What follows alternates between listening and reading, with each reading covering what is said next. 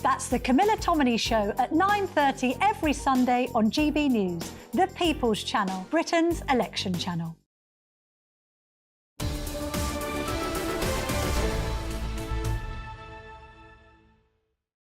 Now, after a petition to legalise assisted dying was signed by more than 200,000 people, MPs will today debate whether it's time to give people the choice to legally take their own lives right here in the UK. So joining us now from Dignity in Dying is Dave Pearce. Good morning, Dave. Thank you for joining us. So you are in support of us changing the law around this very controversial issue. Just to explain to us why. I think fundamentally it's because the law at the moment is very dangerous for dying people. It forces them to either suffer against their wishes, take matters into their own hands, often in secret to protect their family, or if they can afford it, to travel all the way to Switzerland to have some sort of choice at the end of their lives. And they have to go sooner than they would wish to be able to make that journey. So really, that's just a terrible choice for someone to have to make at the end of their lives. And it would be much better if MPs could come up with a safer and more compassionate law that will work for the country as a whole. And what would you recommend, Dave? You've studied this area for a very long time. They have to be terminally ill with so many months predicted to live. What would be your perfect solution?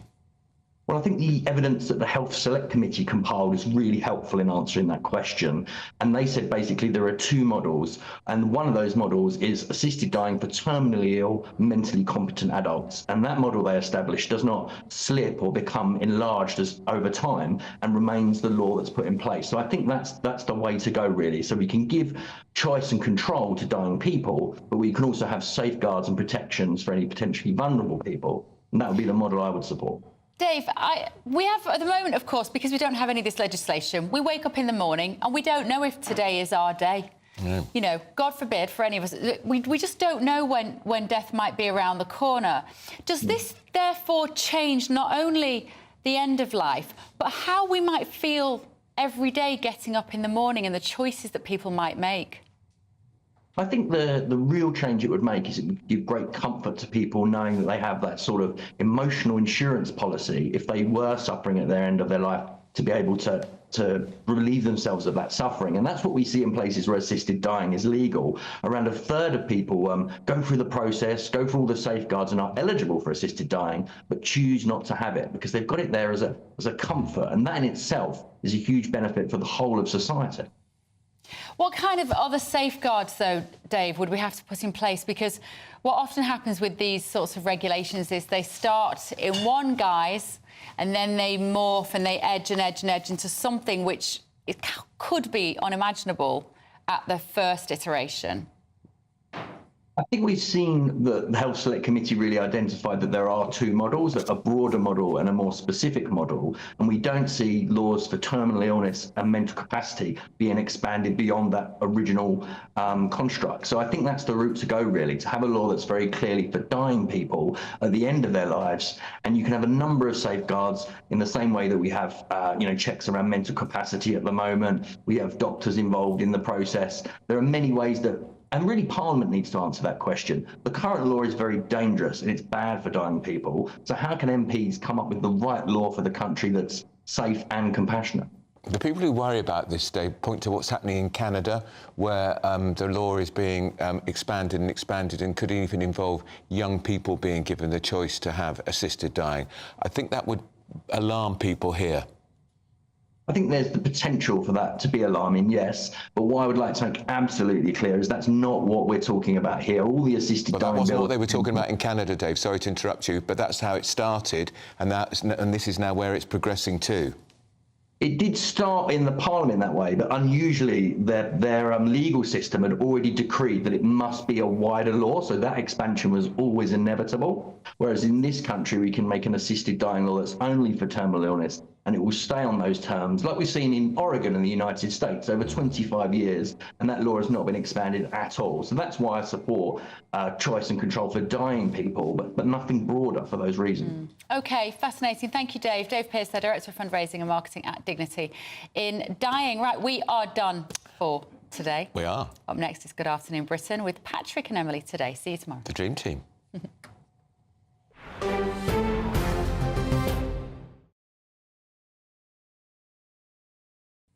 Well, welcome aboard. We start with the breaking news today that any moment now, Yousaf, the leader of the SNP, is expected to resign as First Minister of Scotland. Yes, in just a few minutes, Mr Yousaf is set to give a statement. We will bring that to you live and in full right here on GB News. Now, the noises are that he's going to quit. It looks like, arguably, the wokest, most progressive politician is going to have to step down after just a year and 1 month as First Minister because, shock horror, he couldn't run a government. Well, the Scottish Tories are claiming victory. They say we saw off Sturgeon and now we've seen off Yousaf. His short tenure has been marred by missteps. His hate crime bill was a catastrophic embarrassment that saw him reported to the police around 1,800 times in the first few days. He's been overtaken by Scottish Labour in the polls, and Independence looks to be dead in the water. He was Nicola Sturgeon's preferred pick, of course, as her successor, despite many people thinking he had a track record of failure in his previous roles as Transport Minister, Justice Minister and Health Minister. We're looking at live pictures here of the lectern there with the Scottish flag behind. Yes, indeed. Look, keep your eyes on that, because any moment now we are expecting Yousaf, who is, as it stands, the First Minister of Scotland, to stand behind that plinth, and all the noises suggest that he is actually going to resign. Massive question marks now, aren't there, as to exactly what happens next. Let's just keep on these pictures now. So that is where Yousaf is actually going to be standing. We believe that his wife is joining him as well. It looks like he might be about to throw the towel in. I believe we're going to go to our Scotland reporter, Tony Maguire, shortly for the very latest on this as well. But I think it's important, isn't it, as we digest what may be about to happen, to have a little look at Yousaf's track record. When he was Transport Minister, he was fined for driving without insurance, the correct insurance. When he was Health Minister, waiting times went up and he had to appoint a Minister for NHS Recovery when he became First Minister. When he was Justice Minister, crime rose. And since becoming First Minister, well, things haven't got that much better. He's reportedly overseen the contraction of the Scottish economy, missed A&E targets, NHS waiting lists have increased by 9.5% on the year before he took over. And there's lots more as well. He was labelled a trailblazer, wasn't he, by the Times magazine? Could this be the quickest rise and fall of a First Minister in Scotland ever? He was meant to be a progressive beacon for Scotland. That's what lots of people were saying. And now it looks like he could be resigning after just a year and 1 month. Now, it's worth saying there is a huge media presence outside Boot House there in Edinburgh. There's anticipation. There's crowds of public, too, who are interested to see what's going on. Yeah, look, make sure that you get in touch with us, OK? So it's gbnews.com/your say. It's worth noting he's also made some inexplicable decisions as First Minister. He decided to go on a family holiday to Qatar, didn't he, which houses Hamas leaders just a couple of months after Hamas invaded Israel. He unilaterally announced that Scotland would be the first part of the UK to welcome refugees from Gaza. I'm not sure how popular that would have been with the vast majority of people in Scotland. He overrode the decision to initially hand, I think it was £100,000 worth of Scottish taxpayers' money to the United Nations. He gave them £250,000. That was whilst his relatives were still in Gaza. And of course, was the fatal decision to end that power-sharing agreement with the Scottish Greens. He stood there, he said he was going to run a new government. He put out letters to different people of different parties to try and get some kind of cooperation. It does appear as if that's dead in the water now. Shall we go to our Scotland reporter, Tony Maguire, who is there in Edinburgh for us? Tony, bring us up to date. Good morning. Is it morning? It's hard to tell. Everything is quite so fast moving here. It's so electric. As you were just saying there is at least probably about 50 to 60 members of the public here, on top about the same again worth of media. It's a really busy little corner of Edinburgh that's waiting to see what is going to be happening, what is going to be said.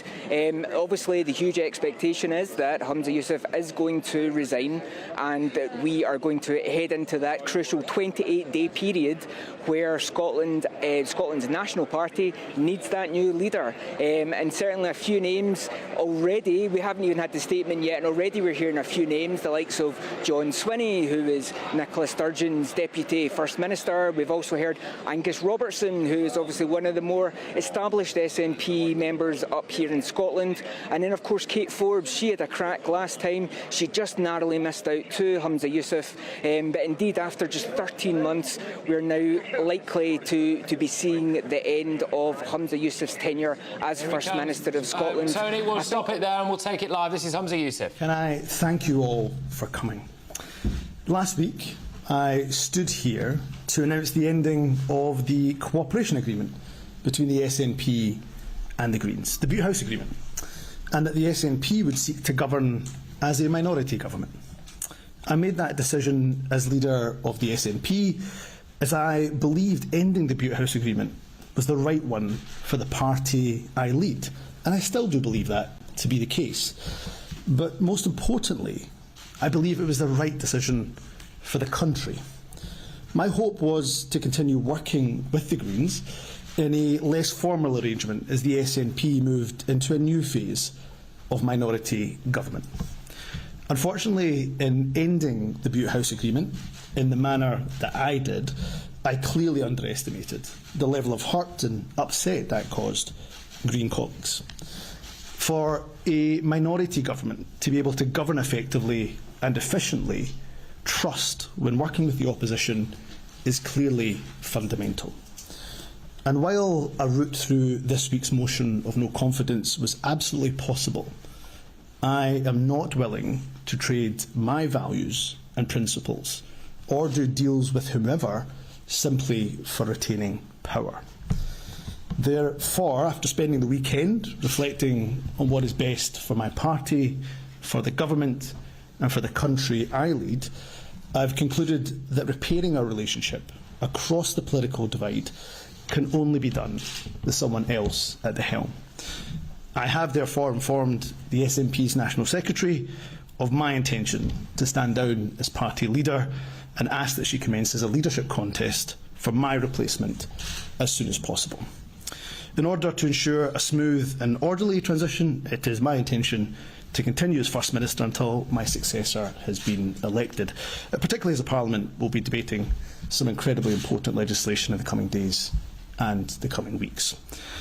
I cannot tell you what an honour it is being the First Minister of the country I love, the country I'm raising my family in, and the only country I will ever call home.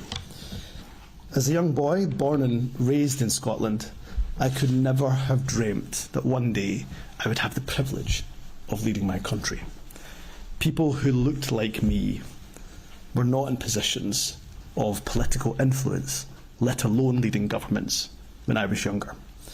But we now live in a UK that has a British Hindu Prime Minister, a Muslim Mayor of London, a Black Welsh First Minister, and for a little while longer, a Scots Asian First Minister of this country. So for those who decry that multiculturalism has failed across the UK, I would suggest that the evidence is quite to the contrary, and that is something we should all celebrate. I've had the honour of serving in government for almost 12 years in a variety of roles. Whatever position I held during my time in politics, I've always been guided by my values. As First Minister, I am incredibly proud to have a fair tax system, the most progressive in the UK, where those who earn the most contribute the most. And it will always be my core belief that in a country as rich as ours, wealth must be far more evenly distributed. I have no doubt at all that whoever takes over from me will continue the Scottish Government's drive to reduce child poverty. I'm proud that through our actions, an estimated 100,000 children are expected to be lifted out of poverty this year.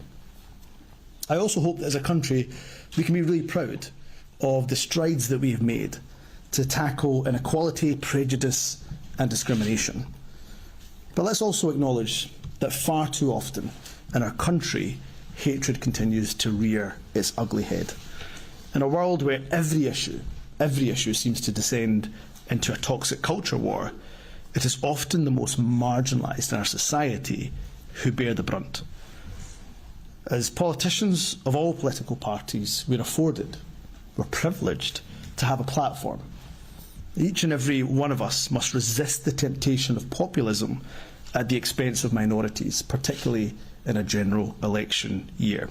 I've often said that as a minority myself, my rights don't exist in a vacuum. They're only protected because the rights of everyone are protected. And from the backbenches of the Scottish Parliament, I will continue to champion the voices and the rights of those, the rights and the voices of those who are not often heard, be that at home or indeed overseas, such as those suffering and continue to suffer the most horrific humanitarian catastrophe in Gaza as the world watches on. Let me say to my SNP family, I will always be with you. I will always campaign alongside you. We have had setbacks in our movement, but we have overcome them, and we will do so again. Independence feels frustratingly close, and believe me, no one feels that frustration more than the leader of the SNP. But the last few miles of the marathon are always the hardest, and we have run this race as a team, and I now will prepare to pass the baton to a successor who I'm absolutely certain will lead us over the finish line. And I will tell you today what I will say to that successor. First Ministers get to meet countless inspirational people in communities across Scotland working to make life better for those around them. First Ministers get to see firsthand many of the exciting businesses and industries that will power Scotland's future. And whenever First Ministers set foot beyond Scotland's shores, no matter where they go, in Europe or across the world, they encounter friends and admirers of our nation. If only every person in Scotland could be afforded the opportunity of being First Minister for just one day. On the very next day, it's my belief that they would vote for independence with both their head and their heart. To my fellow MSPs of all political persuasions, next week is a crucial milestone. We mark 25 years of devolution. We have an electoral system that is designed for no political party to have an overall majority. Devolution's founding fathers and mothers, rightly in their wisdom, believe that no one loses out by politicians sharing wisdom, sharing counsel, sharing ideas. But the converse is also true. That is why I would make an appeal to colleagues from across the political spectrum that while government of course must act in good faith, so must their opposition, and be prepared to collaborate with us, not just oppose for opposition's sake. The only people who suffer as a result of such an impasse are the very public that we seek to serve. Politics and politicians, not unreasonably I'm afraid, have often been maligned. However, I truly believe that when we get it right, and often we do, we are a force for good that can transform people's lives for the better. So to my colleagues in opposition, regardless of political party, I genuinely do wish you well. I bear no ill will and certainly bear no grudge against anyone. Politics can be a brutal business. It takes its toll on your physical and mental health. Your family suffer alongside you. I am in absolute debt to my wonderful wife, my beautiful children, and my wider family for putting up with me over the years. I'm afraid you will be seeing a lot more of me from now. You are truly everything to me. And although, of course, as you can tell, I'm sad that my time as First Minister is ending, but I am so grateful, I'm so blessed for having the opportunity that are afforded to so few to lead my country. And who could ask for a better country to lead than Scotland? Thank you very much. First Minister, can you make a famous calculation? Have you left the party in a worse state than you found it? What's your biggest regret? Wow, very interesting indeed. Yousaf just made his statement. He will be resigning. No questions taken there by the First Minister from the press who were gathering there. He started off, didn't he, by talking about how he still thinks the decision to end the Butte House agreement with the Scottish Greens was the best decision. He still thinks it's the best decision for the country. He wanted to make it work, but unfortunately it won't work. He thought there was a route through the vote of no confidence, but he's decided to now step down. Yeah, I mean, there were obvious points to discussed straight off the bat, though. He says he's not going to trade his values simply to retain power. But, of course, the reason why he was in this mess, because he traded his values when it came to the Scottish Greens, because he realised that they were quite unpopular. He says he's going to continue until a successor is found, but he, along with, I imagine, most people, are looking forward to that successor being found quite quickly. He said that people who looked like him were not in positions of political influence. He managed to crowbar in a heck of a lot about multiculturalism and diversity there, mentioning that we have a British Hindu Prime Minister, a black First Minister in Wales, obviously himself while he was in post there and while he continues to be in post in Scotland. And so he was very, very strong on that, which I know will have, yes, raised He was a few quite eyebrows. emotional at the end, wasn't he there? A few tears shed, perhaps. He said he'll miss being First Minister. Said he dreamt of it as a young boy, or he would never have dreamt of it as a young boy. But yes, lots in there about hatred, about how it's continuing to rear its ugly head, and that every issue these days descends into toxic culture war. He warned with the upcoming general election that people should look across divides, that we should be more tolerant of one another, and that we shouldn't talk about things to do with toxicity. He said as well, you shouldn't just be opposing things for opposition's sake. I can imagine quite a few of you would have been shouting at your radio sets and television sets there, thinking, well, hang on a minute, what happened during the pandemic, where Nicola Sturgeon did manage to blame people from England for spreading coronavirus in Scotland. He's trying to set out his legacy. OK, which is important when you see these leaders who are, frankly, quitting in unceremonial circumstances. They try to set out their store. 100,000 children out of poverty, he says. Tackling inequality and discrimination, he said. He says hatred continues. I think that's a reference there to his incredibly misjudged and quite calamitous hate crime bill. So he's trying to say that he's been doing that. And he says wealth more evenly redistributed around Scotland. Well, that might be because lots and lots of wealthy Scots have fled the country due to those tax increases. So that's going to lead to a little more inequality, isn't it? We're going to take you right back to the scene now because Tony Maguire, our reporter, is outside. Yes, he is. There he goes. Right, Tony. So what's the initial reaction to Humza Yousaf quitting? Well, I don't think it came as much of a surprise to anybody up here in Scotland. We saw which way that the needle was turning, certainly ever since last Thursday and that axing of the Butte House agreement. Well, you know, it seemed to be that one thing went after another into the worst direction for Humza Yousaf. Obviously, he did try quite desperately over the weekend to get support from those opposition leaders. That failed. It then turned that Ash Regan and the Alba Party would be his last hope.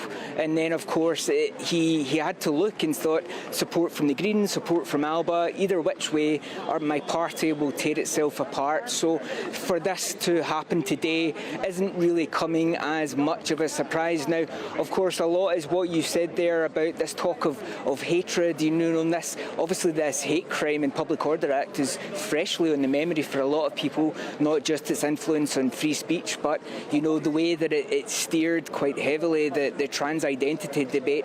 You know, and over the last month, I would say, a lot of people, I hear one thing over and over and over again, and it's that he must think that Scotland is this hateful country where every corner of the nation is embedded with hatred, and it's, you know, that has been one of the major criticisms of that bill. We also heard there, of course, that, you know, him setting out his legacy, and very much that was, you know, going to always be quite a short list for a 13-month First Minister. But certainly, of course, the idea that this Butte House agreement with the Greens for many people was a calamity from the beginning. It was supposed to provide stability to SNP voting intention in the Parliament, and in the end, well, it's cost him his job.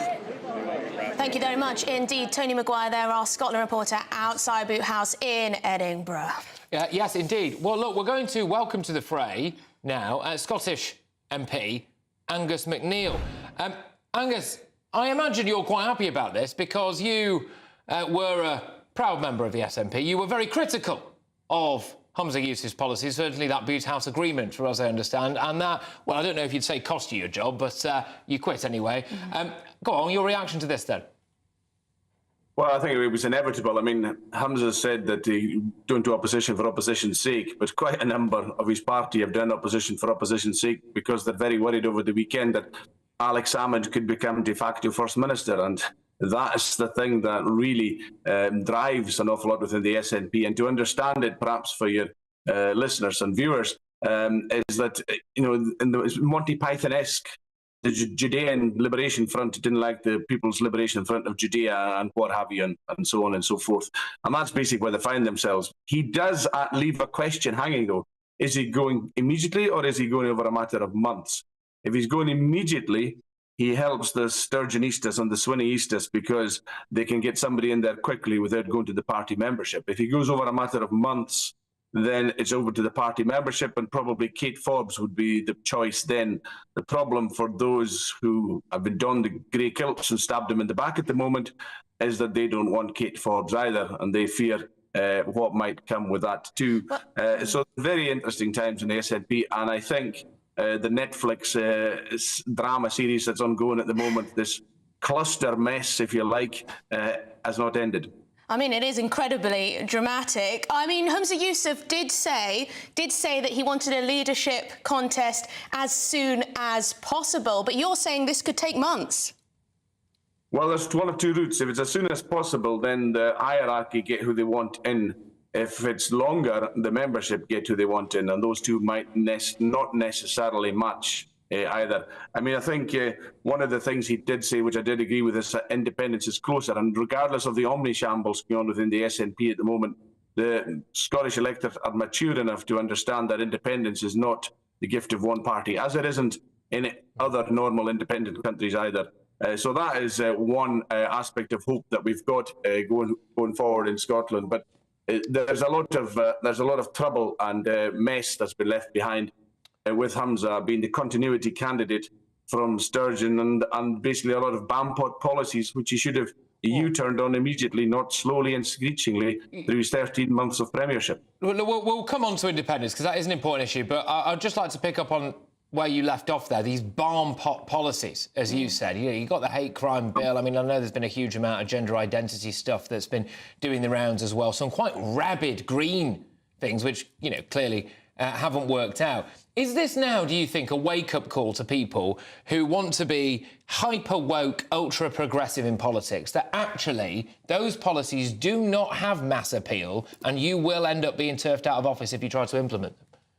It should be a wake-up call, but I do think that the thing I alluded to earlier about the quick First Minister, or the First Minister being chosen by the membership, will tell you that. A quick First Minister will probably mean a continuation of the Sturgeon legacy. Another continuity candidate, the BAMPOT policy supporter, would likely emerge there. And this will be a fascinating point. And certainly one of the most difficult and awkward policies I had to deal with when I was still in the SNP was the idea of highly protected marine areas, where they're going to designate 10% of Scotland seas as untouched area, or areas to be untouched by fishing. But they weren't going to tell you which 10% until they passed the legislation, so they could decimate people's livelihoods with a stroke of a pen. And we saw them off with that one, but it was a real difficulty that they were coming up with such nonsense, and the green influence was there. Something else that's maybe significant that people have missed today is that the Humza resignation must have the nod and the wink from the Greens, in that if they do go quick for another First Minister, and then the Greens will at best abstain. Because if the Greens were to oppose, and Ash Regan was to oppose, along with the other opposition parties, then they'd be heading for elections. So the SNP at the moment are only alive, they're probably on a life support machine with the Greens having their finger on the switch. But they must be quite confident the Greens won't flick the switch on them, because if it goes to an election right now with this omni-shambles of the SNP, the voters just don't like this stuff in any country. And, when the voters want independence, they're not supporting the SNP. It's not translating to SNP support. Absolutely, Angus. And one of the most popular or most seen clips of Humza Yousaf is, of course, him standing in the Parliament talking about how so many positions of power are occupied by white people. And that, of course, was actually reported to the police perhaps 1,800 times, I believe, with this new hate crime bill. He used his speech here to talk a lot about multiculturalism, didn't he? He talked about how hatred continues to rear its ugly head. He talked talks about how every issue in politics descends into toxic culture. He talks about how he is a pioneer, a representative of those who are marginalised, and that each and every person must resist populism at the expense of minorities. Is that what Humza Yousaf went into politics for? Well, he went into politics firstly for Scottish independence, but like many of them, they got sidetracked with all sorts of stuff. But I mean, I think he's bowed to the populism within the SNP at the moment, which is an allergic hatred of Alex Salmond. And Alex Salmond came forward at the weekend with Ash Regan with an idea for independence. Now, it wouldn't matter how good an idea independence, even if they were offering independence tomorrow, the allergic reaction would be they would go and become unionists, probably, which is a sad indictment of the way things have become for some in Scotland. They have lost their focus on independence, and Humza could have focused on independence. He's wasted 13 months of his premiership to achieve precisely nothing on independence. He took off for Nicola Sturgeon, left off after the Supreme Court in a pretty clueless position.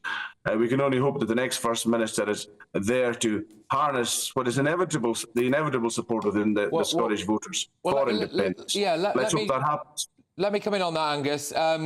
Just a final one with you, and it is on independence. I appreciate that you obviously, want to continue to fight the good fight as far as you're concerned, and independence, independence is alive and kicking and all of that. I've got to ask, when you look at Humza Yousaf's track record at the moment, and this was as First Minister, and you think that there was the contraction of the Scottish economy, there was the missed A&E targets, there was, however many 12,400 train cancellations, all of that stuff. His legacy there as Transport Minister as well, he was even fined for driving without insurance. When his Health Minister, he had to employ a new Minister for NHS Recovery. And he follows on from Nicola Sturgeon as well, who was also privy to a little barn pot policy of her own. I mean, come on, do you think the people of Scotland really want to be entirely led by people like that, Angus?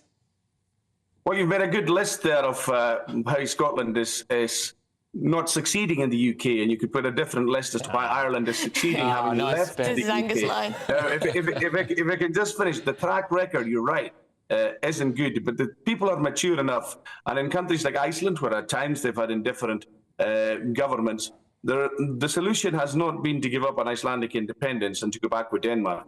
It's to I vote don't know, in better Angus. The Scottish public, they may be looking not only at independence again, but they may be looking again at the whole concept of devolution for Scotland. It could be as bad as that. It could be. I think Westminster's blocking the vote for a reason. They know well we'll win. All right, look, Angus, thank you very much. And, great to have you on the show, and all the best. And great pleasure. Thank you. All right, all the best, Angus. Take care. It's Angus McNeil, Scottish MP. Look, a couple of things to just remind you of that we've got coming a little bit later on this hour, because another massive topic for you is the ongoing massive epic row over illegal immigration that is doing the rounds now between Britain, the UK, I should say, and the Republic of Ireland.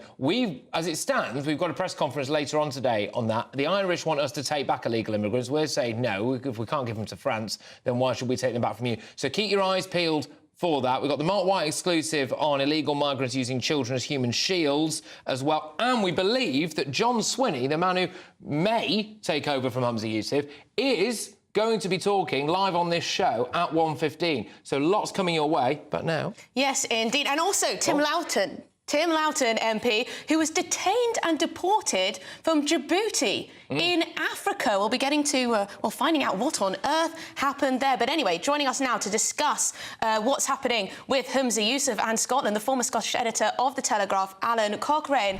Alan, thank you very much indeed for joining us. Your reaction to that speech, no questions were taken from the press. It was a reasonably long speech, quite emotional there at the end. Yeah, I've heard a lot of resignation speeches in my time, and it wasn't bad. You've got to be a wee bit kind, as I never have been to Humza in this one. It wasn't bad. He made the best of a bad job, basically, as he's done with being First Minister. He wasn't much good at that either. No, I feel sorry for him, but it was a completely stupid move he made last week to expect he'd be forgiven for summoning two of his ministers in before breakfast, sacking them and chucking them out into the street and expecting them to take it on the chin and smile. It was inevitable they were going to resort to violence, and they have, and he's the loser. Yeah, I mean, Alan, wasn't this whole thing inevitable? Is it fair to say that Humza Yousaf is a man who's failed upwards? Well, he did fail upwards, and he's failed upwards for the simple reason as Nicola Sturgeon, that canny lady, decided when she was resigning, she didn't want all of her legacy to disappear. So she lit upon this poor guy, Humza Yousaf, who wasn't the brightest in her cabinet. She said, he'll do. And he has had to inherit this appalling legacy that she donated to the Scottish people and to her own party. Basically, this coalition with the Greens. I mean, a party which is very little common ground with Scottish people. I mean, if you listen to some of them this morning, they say that the Humza has been captured by the conservative right of his party. Now, what they're talking about is the economy, education, infrastructure, all the things that people regard as important, and that you and I would say were sensible policies. But instead of following that agenda, the one that people like, the one that Labour and the Tories are going to kill each other over in the coming months, they went off on this stupid tangent of gender reform, hate crimes, and the public just didn't wear it. So I think most people be, personal feelings aside, be glad to see him gone. And for goodness sake, can we please put the Sturgeon legacy to bed? Alan, does this show, really, that these types of policies, these woke policies, if we can call them that, simply are not popular with the British public? I mean, poll after poll by the great John Curtis have confirmed this. They do want their kids educated. They do want their operations done in NHS hospitals without having to wait over a year for them. They don't want an argument over whether a boy is a boy or whether a girl is a man and all that nonsense that we've had from the nationalists. And that's where it erupted this time about 18 months ago, when people realised what this gender reform legislation was all about, imposed by the Greens on a simple-minded nationalist majority. And boy, are they reaping the whirlwind now. And their best policy, their only policy, independence, forget it. OK, all right. And look, what does this mean for independence to you? We've spoken about the idea now that the legacy of Humza Yousaf is one of failed woke policies that, do more to divide than bring us together, really, I think. There's also, hopefully, the legacy of Nicola Sturgeon being dead in the water. But, I mean, her overarching thing was Scottish independence. And, you're staring down the barrel, probably, of a Labour government in Scotland, I would imagine now. Is independence finished as a pipe dream? Has Humza Yousaf killed off independence? Well, I think he's played a big part in doing so. I mean, I'll give him this. There's 30-40% of Scots still support independence, but surely to goodness they'll see the chaos that their country has been plunged into by this nonsense. I mean, it's a humiliation. It's an embarrassment to be Scottish and have these labels attached to their country. I can't imagine that 30 or 40%, or at least I hope I shouldn't imagine that 30 or 40% support for independence will remain. It's got to start disappearing. And let's have a normal government pursuing normal policies to improve the lot of the Scottish people. Dead simple. OK. Look, Alan, thank you very, very much. Alan Cochrane there, who used to be the editor of the Scottish Daily Telegraph. Yeah, look, OK, so in case you are just joining us and you've been living on the moon with your fingers in your ears, Humza Yousaf is almost gone. Anyway, he said he's going to resign. They're looking for a successor. That could happen quite quickly, and he will cling on until then. He was very keen to point out, wasn't he, that he is, when he was growing up, no one that looked like him was in office. Well, unfortunately, someone that looked a lot like Humza Yousaf was only in office for a year and 1 month. So it didn't particularly work out too well. He's saying that they're going to try and find a successor. But, yeah, it's fully imploded up in Scotland. And he made sure to sing the praises of devolution. And he said, this election system is not made for majority governments. And it could have worked, but he decided this was the right decision. at this moment. So we're going to bring you more reaction to that. But also, there's a lot else going on, particularly a diplomatic row brewing over the weekend, but streaming out into today over illegal immigration. Ireland accusing the United Kingdom of allowing asylum seekers and illegal migrants into their country. They want to deport them back to the United Kingdom. We're saying, well, hang on, we can't deport illegal migrants back to France. So therefore, the row continues. Well, this is a great story, OK? Really great on numerous different levels. Firstly, the people of Ireland aren't happy about what's been going on. And this is some pictures now of one of many protests that have been taking place right across Ireland. Ireland, with a population of just a few million, has had at least another 1 million people essentially forced upon it by another incredibly woke government over there. Now you've got around 80% of asylum seekers coming from the UK into the Republic of Ireland, so they're having to deal with that. The Irish High Court did decide that the UK wasn't a safe country anymore to return people to because we might send them to Rwanda, OK? Well, this is, you reap what you sow, don't you? But later on, we're going to be hearing about this diplomatic row. We've also got an exclusive for you, migrants using children as human shields on the beaches of Calais, and the European Union being massively hypocritical, saying that they are going to look into their own version of the Rwanda plan. Absolutely, all of that to come, so stay with us. Of course, more reaction on Humza Yousaf, but let's get your headlines with Sam Francis.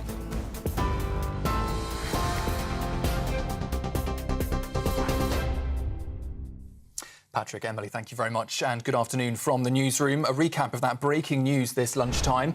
Humza Yousaf has announced his resignation as First Minister of Scotland. He's also stepping down as SNP leader. He'll continue, though, in his post until a replacement is found. The First Minister was battling for political survival after terminating a power-sharing deal between the SNP and Scottish Greens last week. He says he made the decision in order to repair relationships across the Scottish political divide. I could never have dreamt that one day I would have the privilege of leading my country. People who looked like me were not in positions of political influence, let alone leading governments, when I was younger.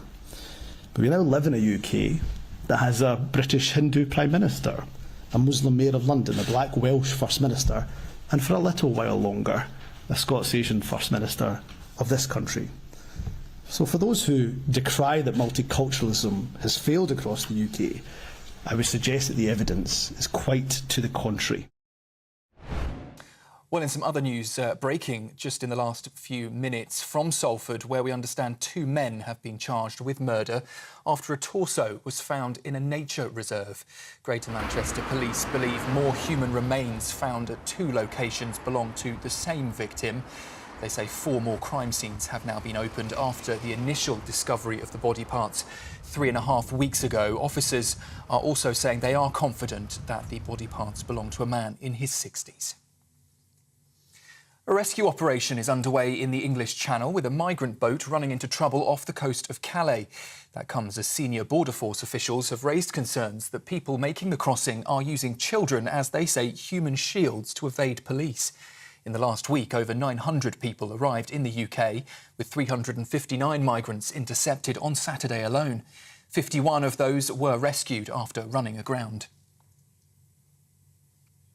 That's the latest from the newsroom. Plenty more to come with Patrick and Emily throughout the afternoon. Until then, do sign up to GB News Alerts by scanning the code on your screen or go to gbnews.com/alerts.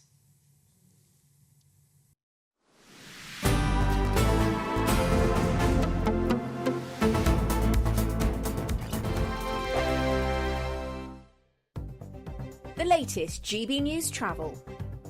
Good morning, I'm Jules Buckley. Cheshire firstly, issues either side of the M56 this morning. Firstly, westbound, a collision around the turn off a Stretton, the A49 junction 10 is causing delay. Slow traffic, a lane closed.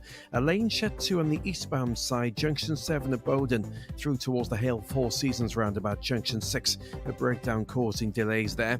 M25 in both directions, a lane shut for emergency repairs. That's between Sevenoaks at junction 5 and the Clackett Lane services. Lane 1 is shut on each side, congestion for a few miles back along the M26, and the M26 westbound a lane shut before the M25. For the same reason, those emergency repairs are causing queues on that stretch of the M26 westbound as well. And that's the latest. You can stay up to date throughout the day by visiting our website, gbnews.com. Britain's newsroom, weekday mornings from 9:30. Men's mental health. Yeah. Men are starting to talk a lot more. Yeah. You've been through a lot of stuff that people don't know about. Yeah, I mean, the last few years for me have been very, very difficult. People see me on tour, performing, making music, but myself and my wife, we went through 2 miscarriages. Wow. For us, that was a very devastating time and very difficult to know how to kind of process those emotions. And I guess as a man, I did the thing of bottling up my emotions, and where I feel comfortable to be able to express myself is in the studio, whereas, she had obviously a different reaction to, what happened to us, because not only was it happening to her mentally, psychologically, but it was happening to her physically as well. And I think something that she really wanted to see from me was that sensitivity and that emotion. And I thought that as a man, being strong was trying to bottle up my emotions and just show her that, no, that I'm being strong for her. But actually being strong is talking about it. And what's happened ever since I've started to talk about it is I've spoken to more men that have experienced baby loss. My wife forced out of me, how do you feel? And I ended up as a mess on the floor. I was exasperating, crying, almost inconsolable. She was just holding me in her arms as we cried together, and we cried together. And I didn't realise I needed that release so badly. Like I said, I've been able to speak to other men, and we've been able to cry together, and they shared their own experiences, which they did similar to me. But actually, as men, I feel like that conversation and that sensitivity and being able to be emotional together.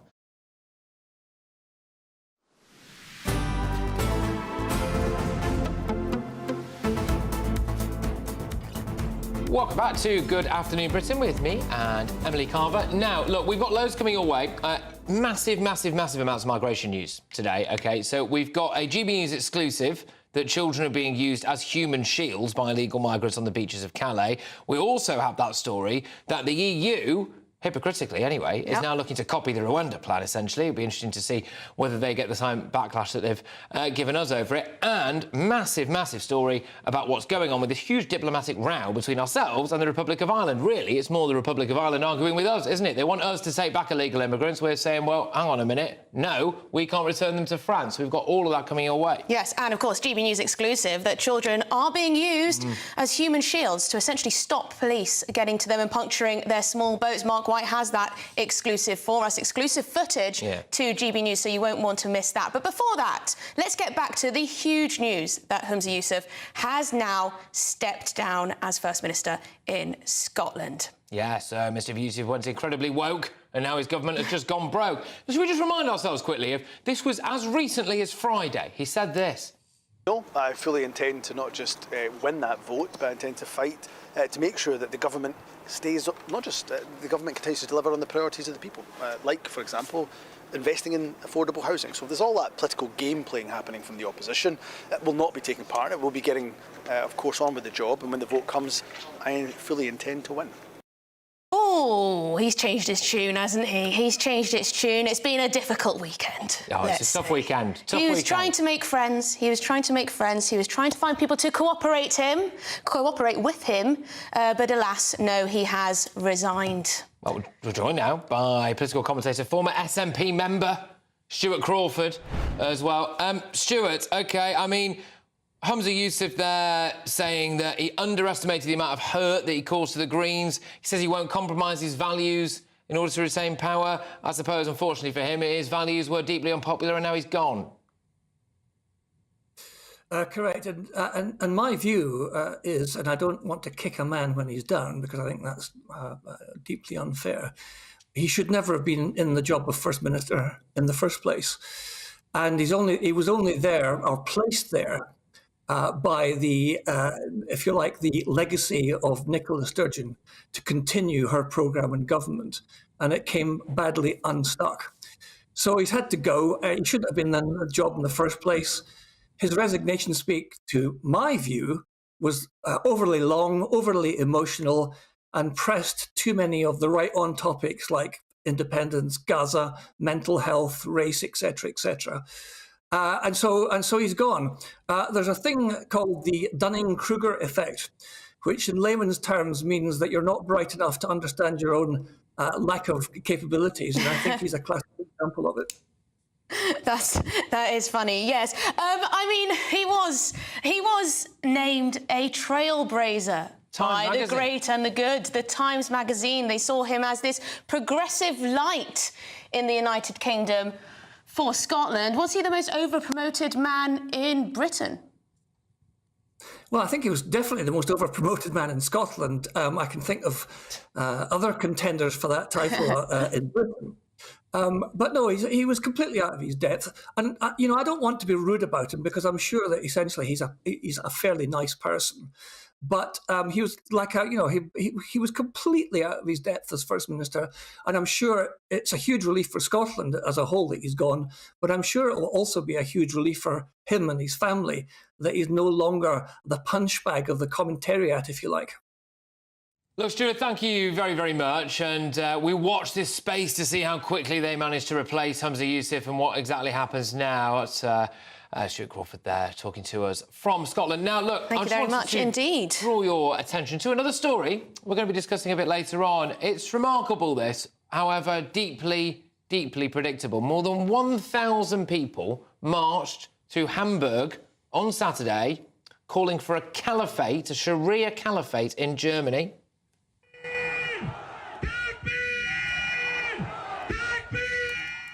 Yeah, so, I mean, this is what many people have been fearing. We were told, oh, it's racist.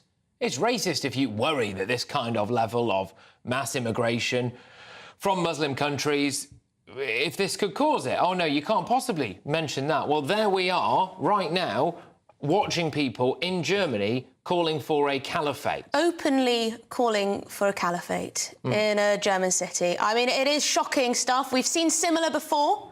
We've seen people calling for jihad in this country on the streets of London. Now, Germany facing many problems of its own, as we can see by that footage there, openly calling for a caliphate, an Islamic state in the liberal democracy of Germany. Now, this was meant to be a demonstration against Islamophobia, but as we see with many of these types of protests, they can get hijacked by extremist voices, in this case, by people who are openly calling for an Islamic caliphate in Germany. And this is the point, isn't it? The irony here. We are watching here a massive, massive amount of irony. People saying this is a march against Islamophobia. And then at that march, they call for the installation of an Islamic caliphate. And you think, well, I'm sorry, it's not Islamophobic, is it? To say, I don't really fancy that. Yeah. I don't really fancy that in Britain. I quite like the way we live our lives. And where are the woke brigade on this? Humza Yousaf has just done a speech talking about how multiculturalism has clearly worked, OK? He's a big fan of the EU, isn't he? Does he maybe want to go to Hamburg and then report back from there about how multiculturalism is going at the moment? Yes, he talks a lot about hate, didn't he? He talked a lot about hate and how we have toxic culture wars that are fabricated in our politics. I wonder, you know, if these types of leaders have something to say about this. We're going to be speaking to an expert on this later on in the show, but this is just a little bit of a heads up to what we're going to be talking about in Hamburg, people openly calling for an Islamic caliphate. And it's not just Hamburg, is it? We've seen the old jihad calls over here. At the weekend, they had to put a bag over a Holocaust memorial stone because there was a big protest taking place. Look, this is a huge problem. It's a problem for Western Europe. Many people think we let that problem in, don't we? gbnews.com/your say. Yes, please do. Get in your views, gbnews.com/your say. Next, coming up, GB News exclusive. Children are being used as human shields to stop police getting to them. We're talking about channel migrants, of course. We'll be with you very soon, so stay with us. Hello, welcome to your latest update from the Met Office for GB News. An east-west split with the weather today, a soggy one in parts of the west a mostly dry and bright one across the east. Low pressure is dominating out west, and this weather front in particular providing outbreaks of rain. Notice the isobars squeezing together as well, so the breeze is increasing, so it's turning wet and windy across West and South Wales. Rain creeping into the southwest of England. May get a bit brighter in Belfast. The rain will spread its way steadily into most of Scotland, although the far north may stay dry. Best of the fine weather, though, across the Midlands and eastern England. A much brighter, drier and warmer day here compared to yesterday. Temperatures getting to 15, 16, 17 degrees, but feeling cooler with the wind and the rain further west, which will spread into northern Scotland through this evening. It stays pretty damp over the West Midlands and South Wales for much of the evening too. Further pulses of rain coming into southwest England. The rain easing for Northern Ireland, southern and central Scotland. And notice East Anglia in the southeast stay dry and clear. Most towns and cities dipping down to about 7 to 10 Celsius. On to Tuesday, it's a pretty similar story actually. There'll be further rain out west, some heavy pulses of rain for Northern Ireland especially, but also Wales and southwest England seeing further rain coming in during tomorrow. But much of the Midlands, eastern England, most of northern England too, dry and bright tomorrow and getting warmer still. Temperatures creeping up further. We may get up to 17 or 18 Celsius. Again, cooler further west. We're GB News, and we come from a proud tradition of British journalism. That's why I'm so excited to be here. It's something so new. The first news channel to be launched in Britain in over 30 years. Launched to represent the views of the British people. To go where other broadcasters refuse to go. How did you find out about the story in the first place? Launched with one aim. To be the fearless champion of Britain. It's an absolutely fantastic atmosphere here. This is GB News. The People's Channel. GB News, Britain's news channel. Join me, Camilla Tominey, every Sunday at 9:30 when I'll be interviewing the key players in British politics and taking them to task. This report basically says that he's not fit to stand trial. With an upcoming election looming over Westminster, now is the time for clear, honest answers. I agree. And that's precisely what I'll get. Is he indecisive? Incompetent? That's the Camilla Tominey Show at 9:30 every Sunday on GB News, the People's Channel, Britain's election channel. GB News is Britain's election channel. And from Thursday, the people decide. As the country heads to the polls in a rush of elections, we'll take you through the night as the first results come in. And we'll pick up at breakfast with the very best guests and analysis. And on the weekend, the results won't stop, and neither will we. We'll explore what it all means for you as we look ahead to the general election. Continuing coverage live from Thursday at midnight on GB News.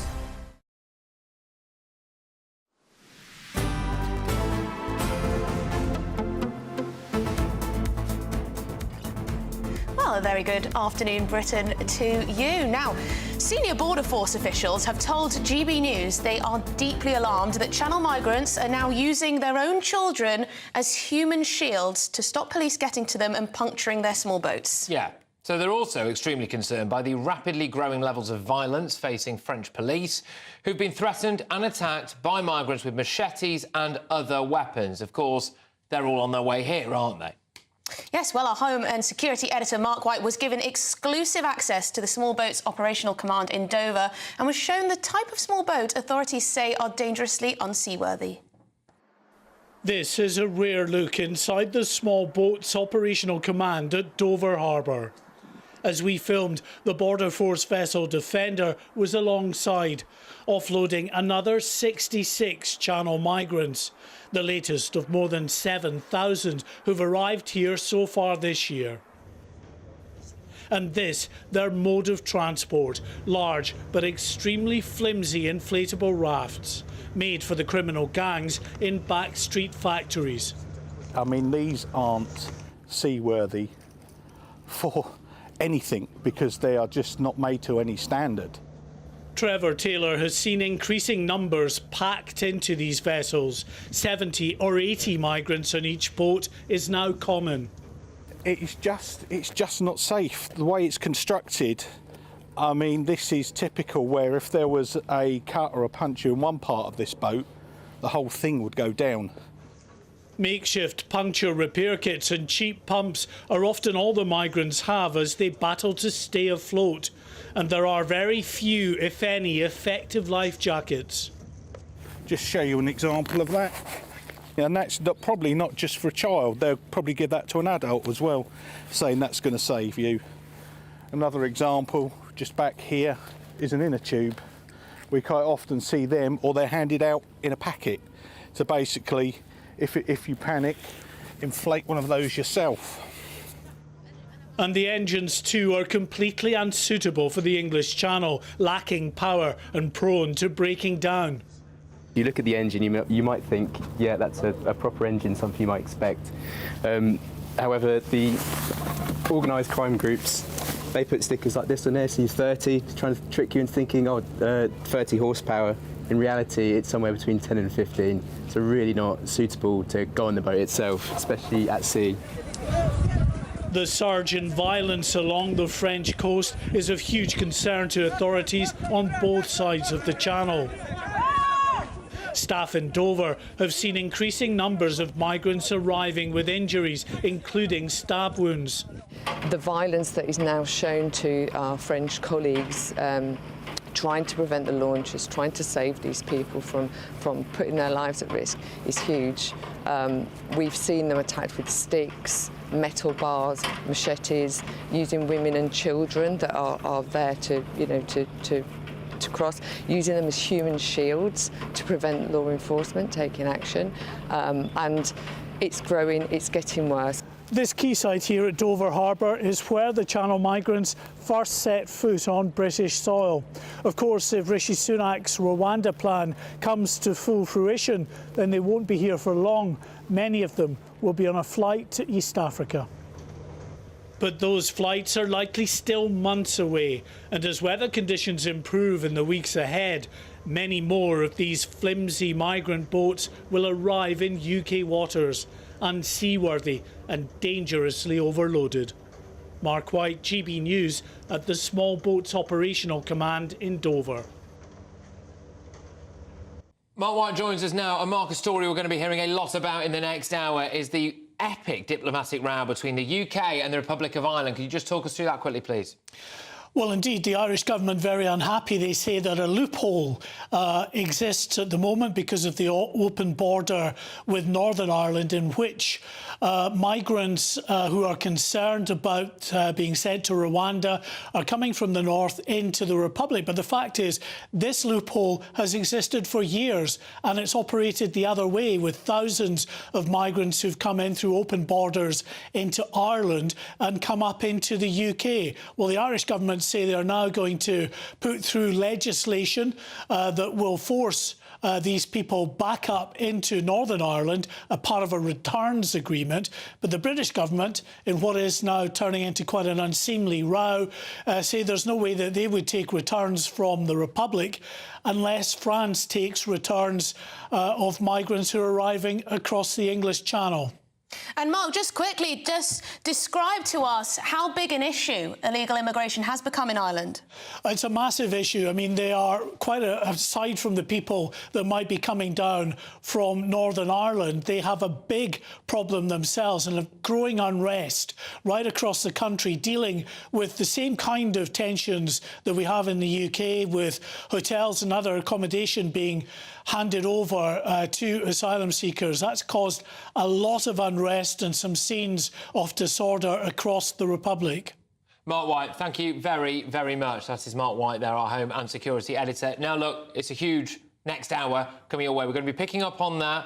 We're also going to be talking to Tim Loughton, OK, so he's in the Home Affairs Select Committee, but also he's just been recently deported from Djibouti. Yes, because Djibouti is pro-China, he's quite anti-China. He's going to be talking to us all about that, and we're focusing on what's going on in Hamburg as well, aren't we? We will indeed. So much coming up, so please do stay with us here on Good Afternoon Britain. We're on GB News. We are, of course, Britain's news channel. Lots more to come, so stay with us. Me, Emily Carver, and, of course, the Patrick Christys. Just quickly, think about this over the break.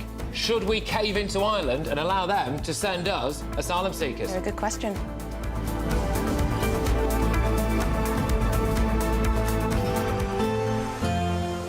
A brighter outlook with Box Solar, sponsors of weather on GB News. Hello. Hello, welcome to your latest update from the Met Office for GB News. An east-west split with the weather today, a soggy one in parts of the west, a mostly dry and bright one across the east. Low pressure is dominating out west, and this weather front in particular providing outbreaks of rain. Notice the isobars squeezing together as well, so the breeze is increasing, so it's turning wet and windy across west and south Wales. Rain creeping into the southwest of England. May get a bit brighter in Belfast. The rain will spread its way steadily into most of Scotland, although the far north may stay dry. Best of the fine weather, though, across the Midlands and eastern England. A much brighter, drier and warmer day here compared to yesterday. Temperatures getting to 15, 16, 17 degrees, but feeling cooler with the wind and the rain further west, which will spread into northern Scotland through this evening. It stays pretty damp over the West Midlands and South Wales for much of the evening too. Further pulses of rain coming into southwest England. The rain easing for Northern Ireland, southern and central Scotland. And notice East Anglia in the southeast stay dry and clear. Most towns and cities dipping down to about 7 to 10 Celsius. On to Tuesday, it's a pretty similar story actually. There'll be further rain out west, some heavy pulses of rain for Northern Ireland especially, but also Wales and southwest England seeing further rain coming in during tomorrow. But much of the Midlands, eastern England, most of northern England too, dry and bright tomorrow and getting warmer still. Temperatures creeping up further. We may get up to 17 or 18 Celsius, again cooler further west. That warm feeling inside from Boxed Boilers, sponsors of weather on GB News.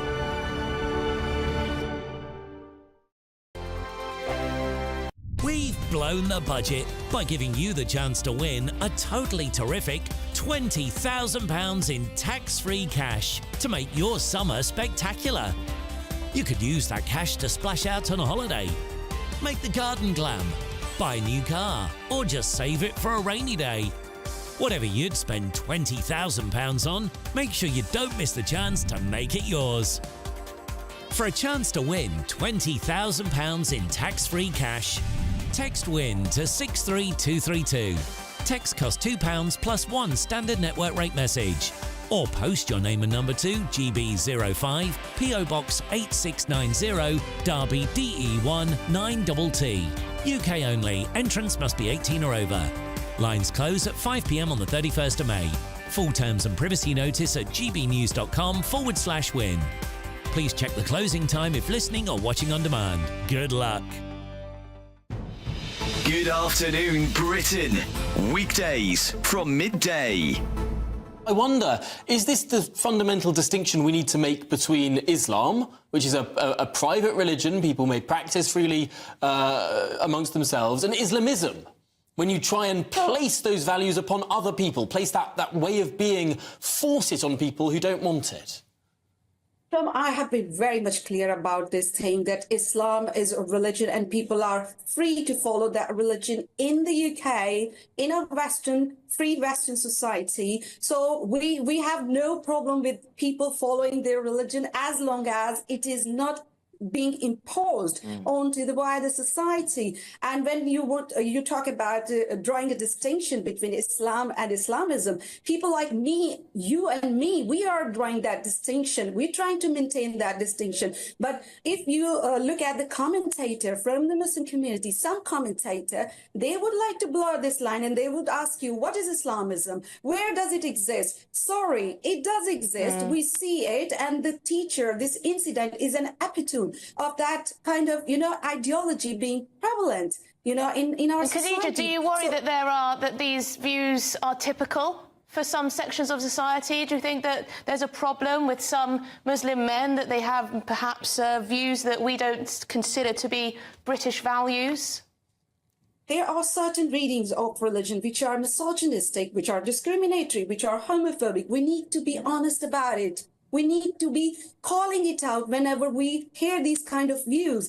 It's been a long time that we are letting these kind of ideologies crawling in, spreading tentacles in British society, and we are just ignoring it in the name of respecting people's culture and religion. You are not suppressed in the UK.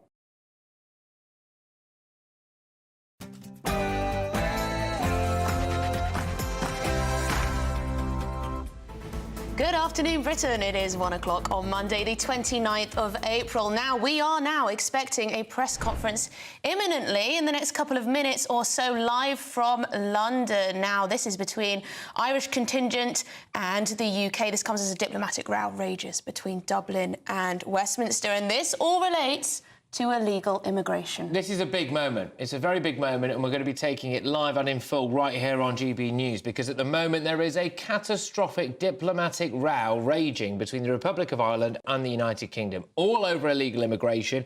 We have been seeing more and more illegal migrants crossing the border from Northern Ireland into the Republic. The Irish population are absolutely fuming. They're fuming with the level of legal migration, let alone the level of illegal migration as well. Now, what Ireland wants us to do is take back these illegal immigrants. Well, recently, the High Court in Ireland said that we weren't a safe country because we might deport them to Rwanda, so they've changed their tune, haven't we? As it currently stands, as far as we're aware, Rishi Sunak and co are saying no, we will not take them back. I have a fear, I don't know whether or not you have a fear, gbnews.com/your say, as to whether or not we might cave in. Yeah, will it happen anywhere? Will we accept migrants back from the Republic of Ireland? Now, we're hearing that Ireland's Justice Minister has pulled out of this very press conference in London today because she is so angry with the UK government for saying absolutely not. We're not going to have migrants back from the Republic of Ireland. Of course, our government is saying, well, we can't send illegal migrants back to France. That's not allowed. So why should Ireland be allowed to do the same when it comes to migrants that have crossed from the United Kingdom to their country? This is a big diplomatic row, and it just shows how important, how salient this issue of illegal immigration is, not just in the United Kingdom, but in Ireland and across the European Union. One thing I will say is hats off to the vast majority of the people of the Republic of Ireland, because they have not sat down and just taken, in the way that a lot of people in the UK have, this idea of illegal immigration, this idea of rapid cultural and societal change and rapid taxpayers' expense. It is quite extraordinary, the numbers, isn't it, in Ireland? Ireland is not a very big population as compared to the rest of the United Kingdom. People saying, our Northern Ireland reporter telling us that over 1 million people have been added to the population in a very short time, purely from immigration. Lots of very angry Irish people. Of course, we've seen it blow up. We've seen arson attacks. We've seen riots in the streets. It really has been kicking off in Ireland. And of course, the Irish leadership will want to make this about our failures in the United Kingdom. Yeah, so look, what you're looking at right now is live scenes. Any moment we're expecting to walk through that door. Unless something has changed, the Ireland Deputy Premier and Foreign Minister Michael Martin, we think, and our Northern Ireland Secretary Chris Heaton-Harris. It's worth noting that this press conference was initially supposed to be taking place around 15 minutes ago. There is a huge, as we've been saying, diplomatic row here. The Irish want us to take the migrants back. We are currently saying no, and this is going to be a huge dividing issue for a lot of people. It looks like lots of aides of different descriptions are coming through that front door there into that conference room, so it looks like things may well be kicking off very shortly indeed. It's difficult to overstate how important this could be, because it comes on the day that the European Union is now looking at doing something like the Rwanda plan. Yeah. OK, so we're potentially going to see the European Union caving in. What does it mean for the no hard border between Northern Ireland and Ireland?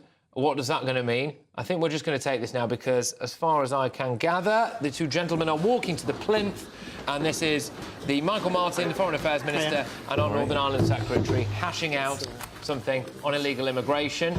They've just taken to the plinth there. I think we'll just hear what they have to say. They look like they're about to get going. Ladies and gentlemen, welcome, and welcome those from Northern Ireland especially. It's nice to see so many people at a press conference after a British-Irish intergovernmental conference, and I hope the improved attendance continues as we make sure that all the institutions connected to the Belfast Good Friday Agreement can now properly work, having established Stormont back again in February. I'm very grateful for the Taoiseach for travelling to London to discuss areas of shared concern to our two governments. We've had a very productive meeting today, focusing on the issue of illegal migration as well as covering our legacy policy. And this is the first meeting of the BIIGC since Stormont was returned, and we should mark the progress that it is making. And we will, of course, monitor very closely and work with the Irish government on a whole host of issues that we'll talk about shortly. We talked about legacy, and I'd just like to bring in Lord Kane at this point in time to suggest what we said there. Thank you very much, Secretary of State. On legacy, we have covered a lot of ground today. It is, of course, well publicised that there is a difference of position between the UK and Irish governments, including in relation to Ireland's interstate case, which in our view is premature and unnecessary, particularly while domestic legal proceedings remain ongoing. We do note, however, as a UK government, the Irish government's role in the provision of information in both the Kingsmill inquest and in the Operation Denton review. We also do hope that the Irish government can commit to similar cooperation with both the Omer inquiry, on which we had a very positive discussion today, and the new Independent Commission for Reconciliation and Information Recovery, so that families engaged in those processes can equally avail of information held by the Irish authorities. The new body, the ICRIR, headed by Sir Declan Morgan, will become operational on Wednesday, and we believe firmly that it will provide more information and potentially answers to families about what happened to their loved ones during the Troubles far more effectively and for many more people than is the case under current mechanisms. And we would urge victims and survivors throughout the whole community in Northern Ireland to work with the new body. We did actually have very productive conversations on a whole host of different issues. I'll invite the Taoiseach to say something in a moment. But as part of our discussion today on security cooperation, I wanted to just make sure that I understood what was behind the recent comments in the media from the Irish government regarding the UK government's Rwanda Act and the movement of asylum seekers from Northern Ireland to Ireland. I note the media reporting that the Irish government is considering emergency legislation on this issue, and I know Micheál will be able to clarify that particular point. The UK's new deterrent is clearly working and having some impact already. An impact that it will obviously increase as the first flights depart for Rwanda. We have always said we would do what was necessary to get our landmark partnership deal with Rwanda delivered. Now the Rwanda Act has become law, we will begin the process of removing those identified for the first flight. We'll obviously monitor all this very closely and continue to work with the Irish government on these matters, as we need to completely, together, disrupt the criminal gangs that lie behind and at the heart of this issue. In the UK, the Labour Party has voted against tackling illegal immigration 139 times, voted to block or delay attempts to stop the boats 126 times. Their pledge to scrap the Rwanda scheme, even though it is obviously already working. Labour simply cannot be trusted to tackle illegal migration. But we did have, as I say, very constructive talks with Micheál and Irish government representatives, and I invite Micheál to speak. Thank you very much indeed, Chris, and thank you for your hospitality this morning. A lot has happened since we last had a meeting of this conference in November in Dublin, and crucially, the Assembly and the Executive are operational, and so was the North-South Ministerial Conference, and we had a very productive and constructive meeting of the North-South Ministerial Council recently. This conference today and the British-Irish Council, which will meet in June, are the institutions of Strand 3 of the agreement. So now, for the first time in a long time, we have all three strands working alongside each other as they should be. And I want to acknowledge and pay tribute to the work of Chris and his colleagues that went into the making of the restoration of the Executive and the Assembly. This conference has been working constructively and positively over the last number of years. It was one of the few parts of the set of institutions under the Good Friday Agreement that has continued to work effectively and constructively. We've been able to take forward cooperation on cybersecurity, on energy, education and research. We have a broad and a deep relationship and a particular shared responsibility and interest in underpinning positive progress in Northern Ireland. And throughout the process, we have built progress on effective institutions like this one and deepening understanding and relationships. There are plenty of challenges ahead of the Executive and the Assembly, of course, but all of them are better faced within functioning democratic institutions. That's what people want to see. And since our last meeting of this conference, my government did take a decision, reluctantly as I said, to initiate an interstate case in respect of the United Kingdom's Legacy Act, and this week sees that act becoming operational. Today I heard the British government's concerns about the case directly. I understand them. Equally, I hope that they understand our concerns and our sense of how we got to this point. My government and every Irish government will always defend the central importance of the European Convention on Human Rights to the Good Friday Agreement. The ECHR is integral to the Good Friday Agreement. The case is now before the court in Strasbourg. We are now in the court's hands, and I won't litigate the case here and don't intend to at this stage. Now, we also had an opportunity to discuss a number of individual legacy cases today, and these included the Dublin Monaghan bombings, the 50th anniversary of which we will mark in just a few weeks. The case of Sean Brown, where I indicated my support for the call by both the coroner and the family for an inquiry, and Omagh, where both governments made it clear their intention to ensure that at the end of the United Kingdom inquiry, no questions are left unanswered. And I've made it particularly clear that from the Republic's perspective, full cooperation, full information will be made available to Lord Turnbull's inquiry team, and our officials are working with them in that respect. And we also, again, sought an inquiry into the murder of Pat Finucane, which we've been consistently pursuing. On the question of irregular and illegal migration, I briefed the Secretary-General and his team in terms of the legislation that's being brought to Cabinet tomorrow. And some of you may recall that from an Irish perspective, back in March, there was a High Court decision which struck down the capacity of the Irish government to designate the United Kingdom as a safe country, which then took away a pillar which underpinned an agreement that we had arrived with the UK in terms of migration issues generally.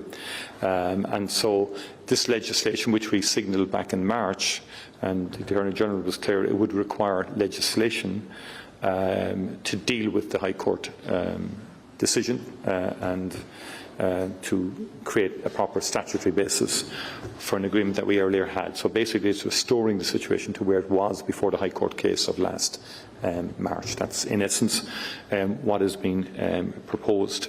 And from our perspective, and I'm very clear that the common travel area generally and that framework has been very beneficial to Irish citizens and to United Kingdom citizens, and it covers a lot, including migration, and both governments are committed to working together in the time ahead to dealing with issues, many issues, including migration.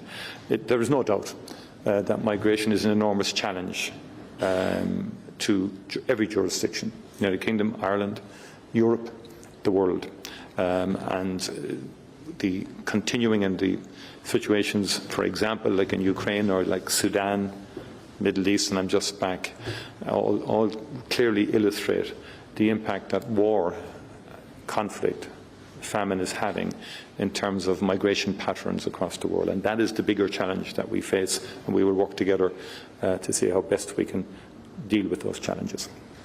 Thank you, Micheál. And just to emphasise, our governments have a joint commitment to protect the common travel area from abuse whilst preserving the rights of British and Irish citizens in one another's state. And we have a joint programme of work to improve the security of the external common travel area border overseen by the CTA Forum, which I believe is actually meeting again next week. Now I've got a host of questions, and the first up is Jane from BBC.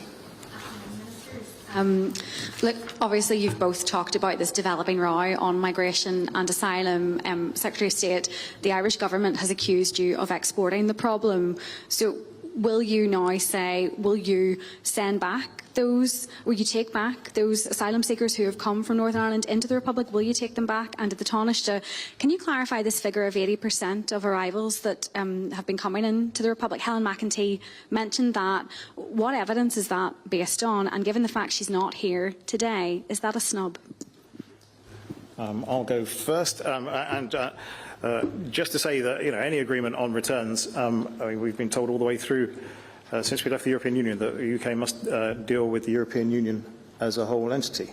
And so anything on returns has to be dealt with on that basis. And we obviously are working with our European partners, because this is a shared endeavour to try and stop criminal gangs illegally importing, exporting people, human trafficking people across the continent of Europe, into the United Kingdom, into Ireland. And we want to work together. Later today, I believe there's a debate between the lead candidates for the European elections from all the European political parties. And I fully expect this subject, and indeed partnership proposals, to be part of the solutions suggested by some of those political parties. But we will work with everybody and anybody to try and solve this problem. But we do know we have to work with our European Union partners. Could I first of all say, just, you know, if you don't mind me saying so, Jane, the language that you developing row accused, snub, I mean, that wasn't the spirit in which we conducted our discussions today, I can assure you. It was a very constructive meeting and a warm meeting.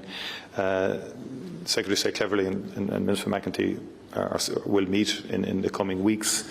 Unfortunately, their meeting was postponed, but they'll pick these issues up again in respect of the mutual arrangements between our two countries on the issue of migration. And the migration, as I said earlier, it's multifactorial, the reasons why people are migrating. I'm very clear from my visit even to the Middle East again last week that the level of conflict in the world today, the level of famine, is driving the migration crisis.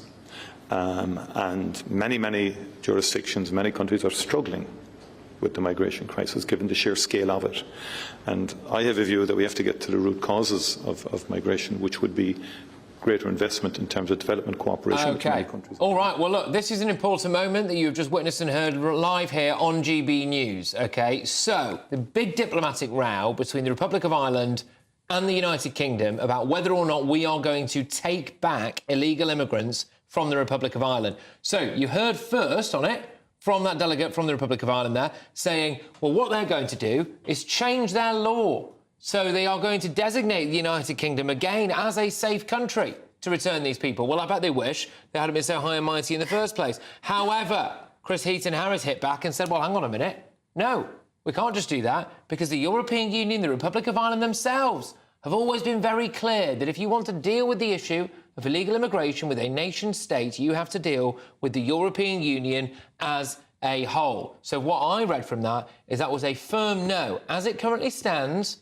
we are not going to be taking back illegal migrants from the Republic of Ireland. Yes, he made it very clear, didn't he, that the United Kingdom must only work with the European Union as a whole. There can't be such deals. It's their rules. It's their rules. Of course, our representative there, the government representative, the United Kingdom, he was talking to the British audience, wasn't he? Talking about how the deterrent is already working in the form of the Rwanda plan, and when the flights go off, eventually, when they go off, that will make the deterrent even harsher. Look, so there you go. Joining us now to discuss this is the Conservative MP for East Worthing and Shoreham, Tim Loughton. Tim, thank you very much for sitting on the line for a bit there. We're desperate to try to get that point of information for our viewers and listeners, which is, are we going to end up kowtowing to Dublin and taking back a load of illegal migrants? My understanding of that at the moment was no, Tim, which I think most people will be happy with.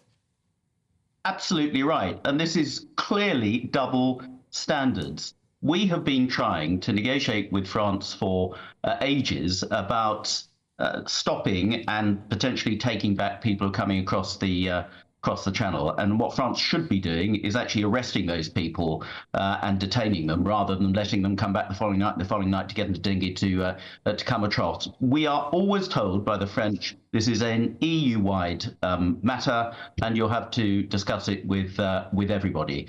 When it comes to Ireland, all of a sudden Ireland's got a problem because people now are getting worried about the prospect of going to Rwanda. This scheme is going to be a deterrent. These are early signs of it. And so they've come up with this wheeze of going to Ireland. Well, you reap what you sow. So they've got to play by the rules. We've been expected to play by the rules. And if now Ireland is saying, oh, we can change the law to designate the UK as a safe country, having told us we're not, well, apparently we're not allowed to change the law here to designate Rwanda as a safe country as we did in the Rwanda treaty, but they can. I mean, this is gross double standards, and absolutely the government must have none of this nonsense. It does feel that way, but also on a bigger scale, we're hearing that the biggest group in the European Union is looking at Rwanda-style schemes. They're very much considering it. Are we seeing that actually Europe is following where we lead? And surprise, surprise, and some of us have been pointing that out for some time. I mean, I've met a lot of European politicians in the last year, and I've been conferences about immigration. And when we talked through the Rwanda scheme to a group of German politicians last year, for example, they all say, great, we want some of that. When we went to Calais, we discussed it with those people in charge of the migrant situation over there. They basically said off the record, well, actually, we need some sort of Rwanda scheme. We know that the Danes initiated looking at Rwanda. We know the Dutch are interested in this. What I want to see is not just a UK Rwanda scheme. I want to see a sort of Northern Europe and UK Rwanda type scheme, and it won't be limited to just Rwanda, because a number of other countries who could be candidates as well, and then we can approach this problem together. But surely Rwanda wouldn't be able. Rwanda surely wouldn't. Sorry, Tim. Rwanda surely wouldn't be able to accept migrants from across the entirety of Northern Europe. Are you talking about multiple similar schemes? I'm not saying that. We know there are a number of other countries who are waiting to see that if Rwanda works, then actually they're prepared to offer a similar sort of schemes. Other countries in Africa and beyond Africa, and we had that publication of a list that the Home Office have been looking at as well. So it's why it's so important that Rwanda gets off the ground and is a success, because it could open up lots of other possibilities with other countries that will be deemed even safer than Rwanda for people to go to act as a real deterrent for people coming across the channel on that most inappropriate and dangerous journey. And Tim, today is actually quite a bad day for the Labour Party, because you've got a chap from Ireland on our screens right now alongside you who is, well, he might not be saying this publicly, but they are essentially begging us to do them a massive favour now. They've tried to take us to the ECHR over something recently. They've declared us an unsafe country. They've been slagging us off left, right and centre. They were perfectly happy to cosy up with Joe Biden, all of that stuff. And now, lo and behold, their own people don't like the rapid rate of illegal immigration taking place in their country. They've got the begging bowl out, OK? And the European Union are now looking at actually doing something when it comes to Rwanda. The Labour Party, meanwhile, are still saying this is terrible and we'd actually scrap it if we came into office. Well, it puts them in an awkward situation. What happens, Tim, if we do get a Labour government and the European Union as a whole has just agreed some kind of returns agreement? Does the Labour Party have to oppose that? Are we now an outlier?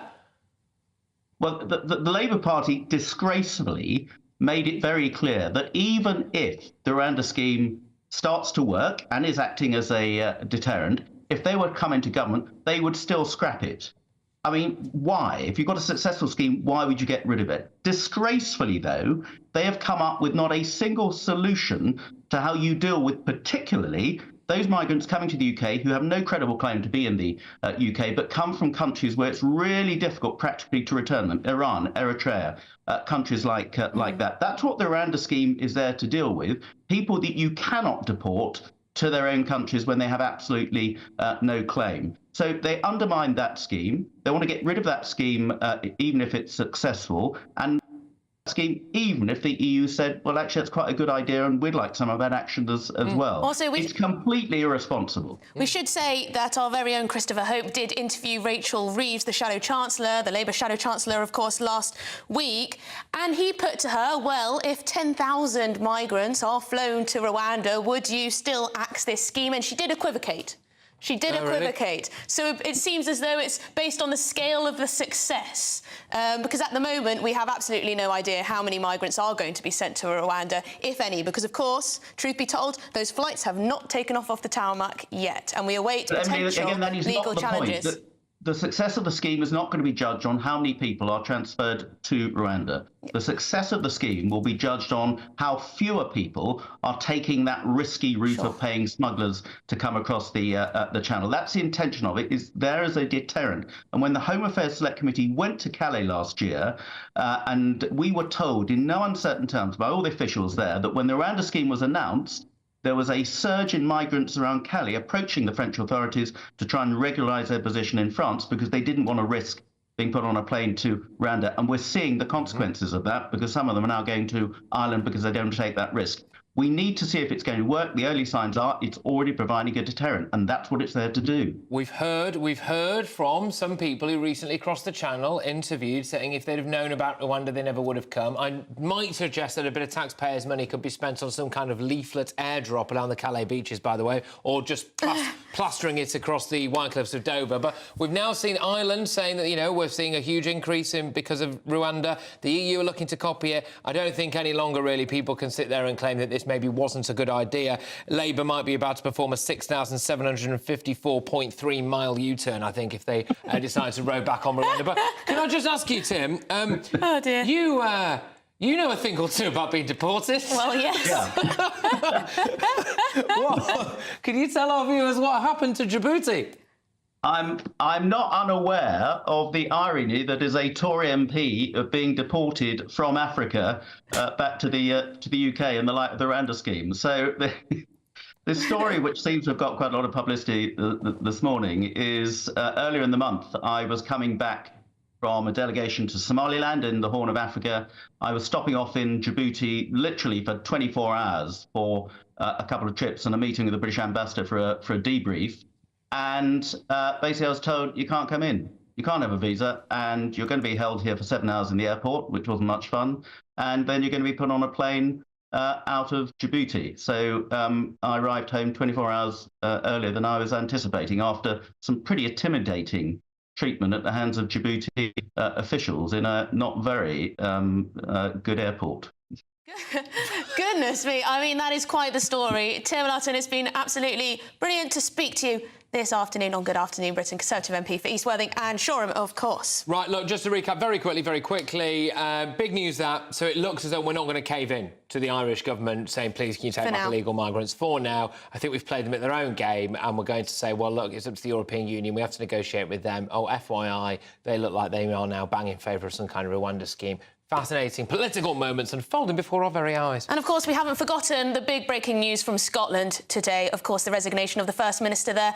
Humza Yousaf, we will be hearing from the former Deputy First Minister of Scotland, John Swinney. Some people are saying that he could be an interim leader for the SNP. Should we go back to Edinburgh and speak to our Scotland reporter, Tony Maguire, I believe? Ah, yes, we are talking to you, Tony. What are we expecting?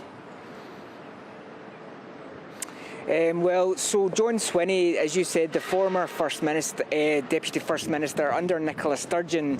Now, when Nicola Sturgeon hung up her boots, John Swinney said that he would happily step in as an interim, but he didn't want the job then. This time round, well, he's not made the same decision.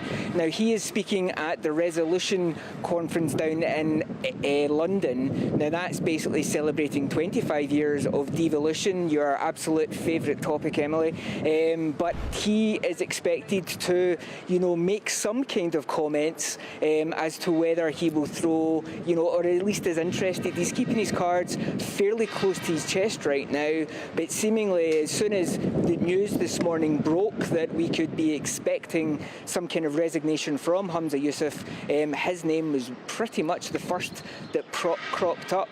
Now, of course, on top of him, we also have Kate Forbes. She is also another running favourite, due in part because of how close she came to Humza Yousaf the last time. But it feels at this point that this almost an annual SNP leadership race. I really hope that I don't have to put this month into my calendar. I'm just going to stop you there. We've got John Swinney here. Let's take it away. He's decided to step down. He's been a pioneer as First Minister, the first person of colour to hold the office of First Minister of Scotland, and he's led our country with empathy, with care, and with an emphasis always on bringing people together. So I very much regret the fact that he's felt it necessary today to stand down. Some of your senior colleagues urging you to stand to try and get the SNP back into a more stable position. Are you going to do it? I'm giving very careful consideration to standing to be the leader of the SNP.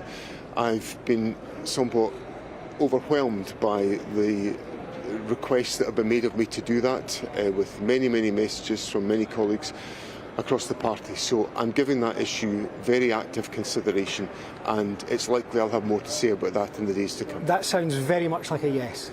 I'm going to give it consideration. I've got lots of things to think about. There's the whole question of my family, and I have to make sure that I do the right thing by my family. They're precious to me. I have to do the right thing by my party and by my country. So there's lots to be thought about, and I'll give all of that consideration in the days to come. This looks like a catastrophic miscalculation on the part of Hamza Yousaf over the Butte House Agreement. Should it have ended, and did Hamza ask you first? There was quite clearly strains within the Butte House Agreement, and it's important that these issues are considered carefully and handled with care. And obviously I spent a large amount of my time in government doing exactly that in the past. So it's important that those are the values and the characteristics that are brought to how we deal with other political parties, and particularly now the SNP will be a minority government in the Scottish Parliament. It's important that there is an approach taken which ensures that we work carefully with all political parties in the Scottish Parliament. So that sounds like the Greens are still out of the picture then? Well, we've obviously got to, the Scottish Government in the years ahead is going to have to find agreement with people of other persuasions, because you can't pass a budget without a majority in Parliament. You can't pass a law without a majority in Parliament. So it's really important that we work with other political parties to make sure that we are in a position to govern effectively and wisely in the interests of everyone within Scotland. And should the SNP just accept its fate and call a snap Holyrood election? Parliaments, like the Scottish Parliament, are elected for a fixed term. It's a 5-year period, and we should see out that 5-year period. Yes, there's changes of personnel and leadership during that period, but the Parliament was elected for 5 years, and it should sit for 5 years. Mr Swinney, just finally, last year's leadership election was pretty bruising. It was very personal. There were a lot of factional fights came out into the public. Do you think that will happen again? And where do you think the SNP should end up in the political spectrum by the end of this leadership contest? I've always believed that the right place for the Scottish National Party is as a moderate left-of-centre political party in the mainstream tradition of Scottish public opinion. You only ever win success if you're in line with the mainstream of public opinion in the country, and that's where I've always endeavoured to make sure the SNP was positioned, and I think that's where the SNP should be positioned in the future. Okay, thank you very much. Thank you. Can I just emphasise what a bizarre spectacle that was? OK, so that is John Swinney, the SNP former Deputy First Minister there, who, can I just say, called a press conference before Hamza Yousaf had resigned, right? Called that press conference. There's been massive anticipation for it. And then he comes out and he says, I'm considering standing. I'm considering standing. Meanwhile, you've had a number of senior characters and former senior characters from the SNP saying how brilliant it would be if John Swinney stood up to the plate and took the position of First Minister, at least in an interim period. And there he calls this big press conference only to say he's considering it and he'll have an answer in the coming days. Well, OK. What's changed, John, between what, 10 o'clock this morning, was it, about when he called that press conference? I think something along those lines, and where we are now. Ian Blackford's given him his backing, so it remains to be seen whether or not that's the kiss of death. But Ian Blackford, the former Westminster leader, has said, you know, he'd make a good choice and that would all be OK. I think someone that has operated right through the period of the SNP being in government. He was deputy leader under Nicola Sturgeon. Is this another continuity candidate? Fascinating, though, isn't it? Because all the other noises are saying that the Green Party will be quite happy if he came on board. Is this not a continuation of the kind of politics that actually saw Humza Yousaf out on his backside a little bit earlier today when it comes to the kind of hyper-woke, ultra-green, ultra-progressive policies, and that seems to be what that guy's into. And of course, he did take the chance, take the opportunity to dismiss an early election, dismiss a snap election. He said the SNP were elected for a 5-year period, so therefore they deserve to maintain that power, that position for that period of time. So yes, very interesting that he called a press conference there. I wonder if he had more to say initially and then decided to take a little more time over his decision on this one. Curious. Earlier this morning, he had said, there's a lot to happen today and we'll wait to hear what the First Minister's got to say later on today. By my calculations, he had already called that press conference before. People in the media knew that was happening. OK, we did, before we knew about the First Minister himself.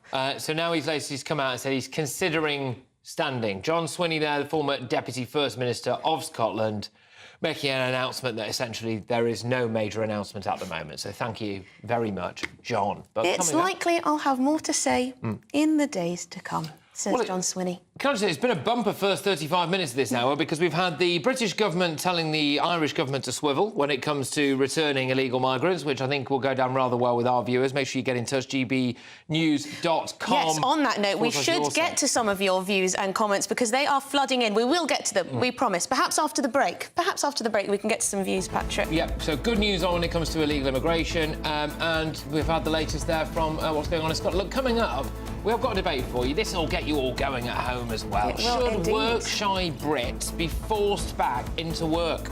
Yes, this comes as a government minister says that is exactly what he wants to do, particularly people who are suffering from depression and anxiety. He wants to get them straight back into work, potentially cutting their benefits altogether. So we'll have that debate. Should work-shy Brits be forced back into work? Stay with us.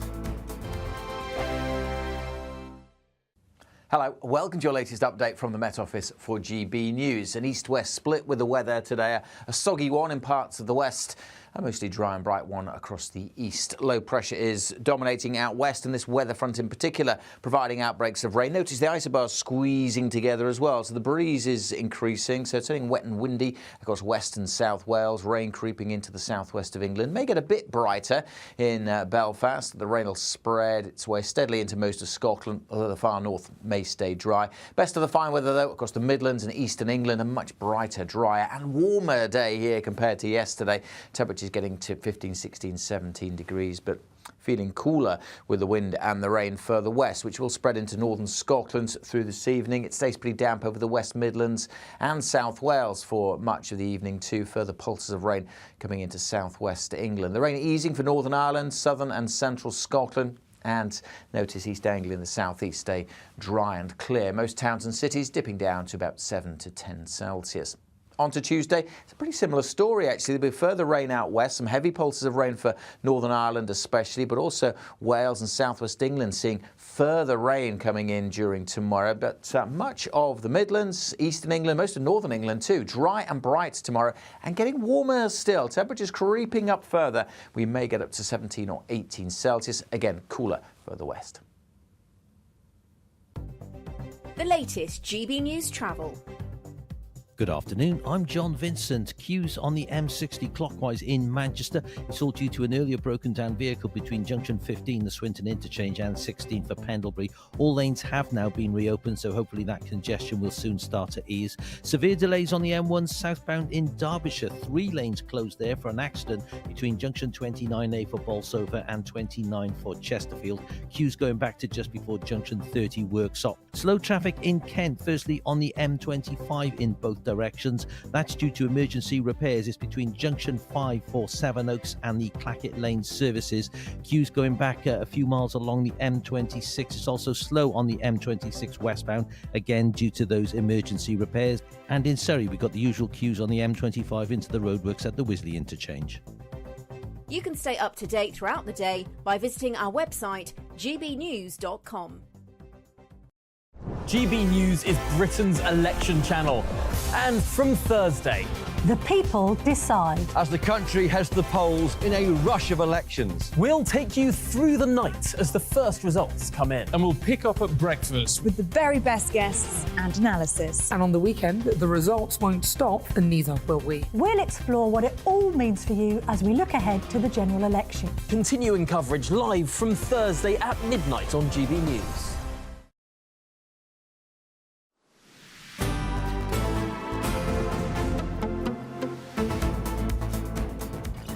Well, good afternoon, Britain. You're with me, Emily Carver, and of course, the Patrick Christie's is with me today too. Now, we're going to be following everything that is going on in Scotland with Humza Yousaf's bombshell resignation, and of course, the diplomatic row between Ireland and the United Kingdom over illegal immigration. But first, people suffering from depression or anxiety could lose access to sickness benefits. This is part of the government's major welfare reforms. Yeah, interesting this really. So the Work and Pensions Secretary, Mel Stride, has been quite outspoken on this.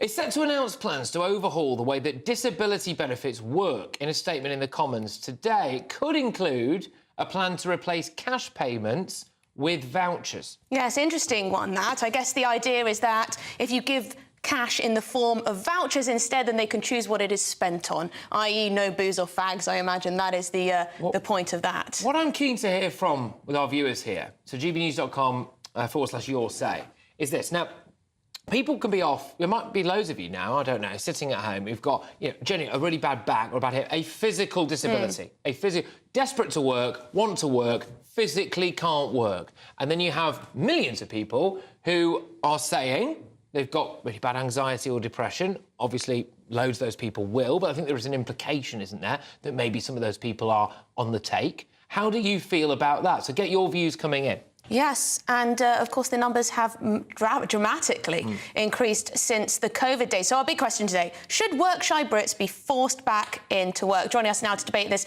is the former leader of UKIP, Neil Hamilton, and the author and broadcaster, Rebecca Reid. Thank you very much indeed. Neil, should they? Yeah, well, I mean, the sickness benefit bill for this country is £66 billion this year, and that's forecast to rise on present trends to £90 billion by 2029. We've got 5.2 million people who are on out-of-work benefits. That's 16% of the workforce.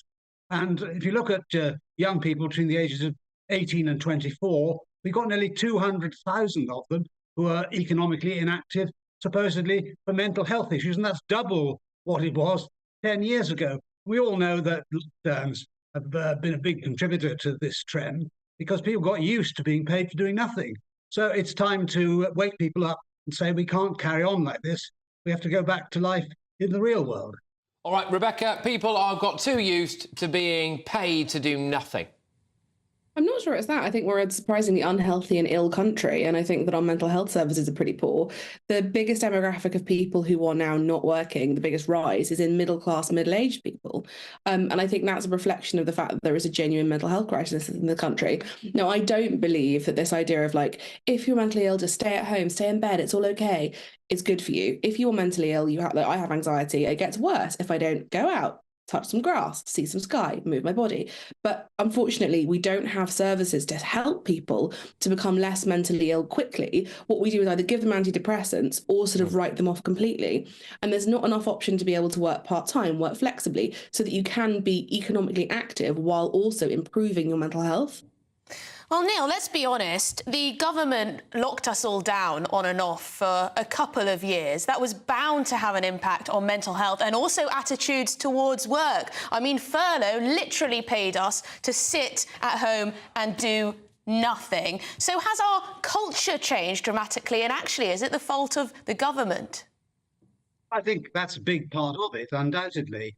People did get used to being paid to do nothing, and the same as all these people are supposedly working from home or shirking from home, as I think is very often the better way to put it. I mean, I love Rebecca because she always likes to think the best of people, and we'd all like to do that. But there are loads of people swinging the lead who are abusing the system. It's perfectly obvious from the figures. Why should mental health issues really be so much worse?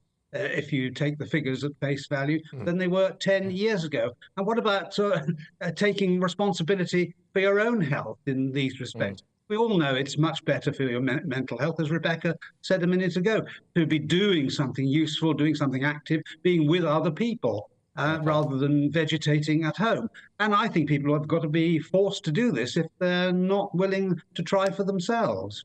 Yeah, and Rebecca, look, I think there will be people watching this show now who are desperate to work, who have some form of physical disability, either through an accident or just a disability in general, who are looking at this thinking, actually, they would be desperate to get into the workforce, and that there are too many people who find it too easy to say, I've got mental health, and they can sign off. Is that unfair? In that accent.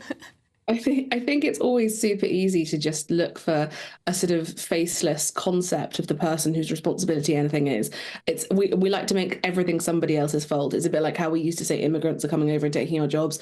Now there are these fictional mentally ill people who are getting bankrolled to do nothing. It's a very small amount of money, and it is very hard to be signed off for mental health. You have to have quite a considerable, noteworthy mental illness to be unable to work. But I think the best system here would be if there were things that you could do. We live in an age of incredible technology. There should be an equivalent of FDR's New Deal, where if you needed work, you could go and get work in the 1930s. That should be possible from home remotely. I mean, if Rebecca, you are physically unable to work or mentally, you should be able to pick up shifts. You shouldn't have to be in full-time all the time or nothing. Yeah, no, that makes a lot of sense, but it's quite incredible to think. Recent stat, nearly £300 million a year being spent on disability benefits for ADHD. I mean, we can't afford this as a country. I could sign off on that. Can't afford it. But as somebody who has ADHD, I have to have a very silly career to be able to work. Like, it genuinely does make you very bad at a lot of things.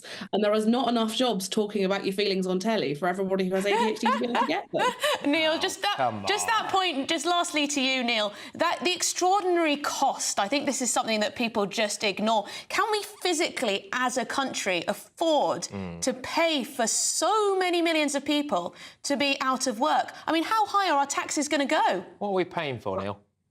You're absolutely right. As I said a moment ago, we're £66 billion this year being spent on sickness benefits, and 16% of our workforce, people of working age, are out of work benefits. I mean, no prosperous society can withstand that kind of figure indefinitely, and the trend is getting worse. The percentages are going up. Eventually, no doubt they'll hit a ceiling when they get to 100% people doing nothing. But we can't just wait around for that to happen. Something's got to be done now. Well, we've certainly got ourselves into a little bit of a pickle, that's for sure. Neil Hamilton, thank you so much. Rebecca Reid, too. Nothing wrong with the few ADHD-like features, are there, Patrick? No, absolutely not. Nothing wrong. Absolutely Nothing not. wrong. Nothing wrong with this at all. I've made a career out of it. But what I will say is it's also the fraud. £11 billion worth of benefits fraud in 2 years. So, that's bonkers. I have a huge amount of sympathy for people who've got genuine disabilities, both mental and physical. Of course, yeah. But that's not who we're talking about here, is it? I just can't get over that figure, £300 million on ADHD as a disability. Vouchers over cash, I think. Vouchers over cash. But maybe you've got ADHD and can't work. Let us know. gbnews.com/your say. All right, look, up next, it's a GB News exclusive. Migrants are using children as human shields to stop police puncturing their small boats. That's according to Border Force officials. We'll have much more on that, including exclusive picture and video for you very shortly.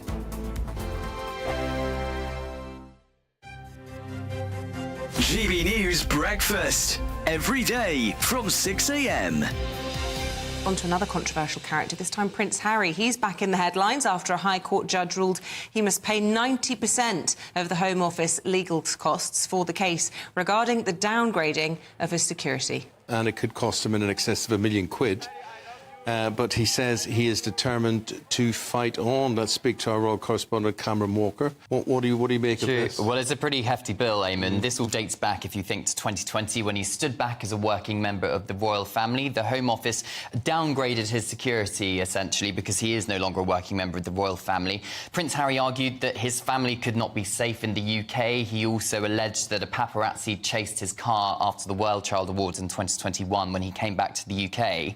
He sued left the Home Office because his lawyers argued that he'd been singled out and treated less favourably than others in his position. In February, the High Court ruled that the decision to change the security was not unlawful or irrational, and they were entitled, the Home Office, to take the decision they did.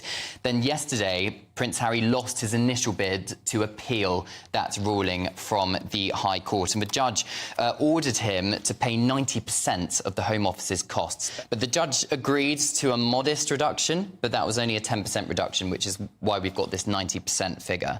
But Prince Harry is going to directly appeal, so he does have the money to pursue these legal cases. He also has a couple of cases against various newspaper groups in the United Kingdom, and he sees it as his life's mission, really, to hold people to account, including the Home Office. But by doing that, he's also potentially bringing a bit of a hefty cost to us as a taxpayer, because this is the Home Office, who clearly is funded by taxpayers, and they're having to fork out this legal money. If Prince Harry wins the appeal, then us as taxpayers are out of pocket.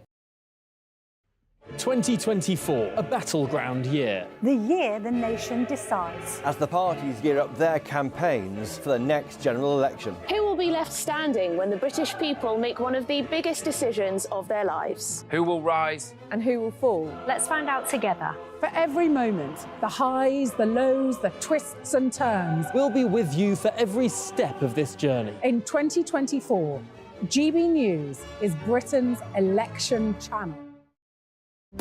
GB News is the home of free speech. We were created to champion it, and we deliver it day in, day out. Free speech allows us all to explore and debate openly the issues most important to us, our families, and of course, the British people. Having challenging conversations to enlighten each other. Which is why we hear all sides of the argument. We are the People's Channel. We will always stand by the freedom to express yourself. On TV, radio and online. This is GB News, Britain's news channel.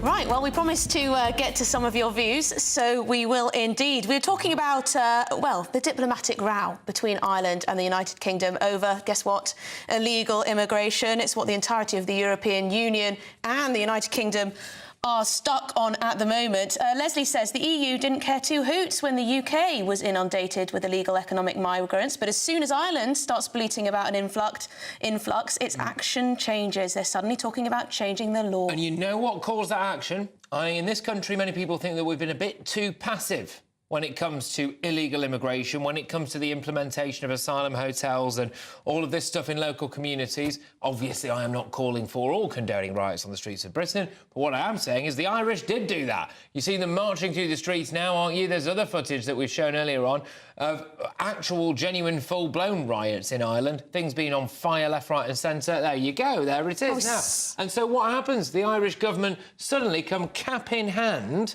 to the Brits and say, please will you take illegal migrants back? Great line from Chris Eaton-Harris, wasn't it? Saying, well, hang on a minute, we've always been told any deal with an EU member country has to go through the European Union in its entirety. And so we have currently told the Irish to swivel when it comes to taking illegal migrants back, which is a good thing, I think. Yes, and they said it with very straight faces, very polite, as these types of conferences always are, even though they make quite cutting comments like that one. Sue says, migrants want to come to the Republic of Ireland because there's better social welfare, child benefits and pensions than in Britain, nothing to do with Rwanda. Very interesting, that point. They can work. Yep. My understanding is that if you're an asylum seeker in Ireland, you can work. I'm willing to stand corrected on this, but that is my understanding in a way that you can't hear. But wouldn't it be remarkable? What a U-turn.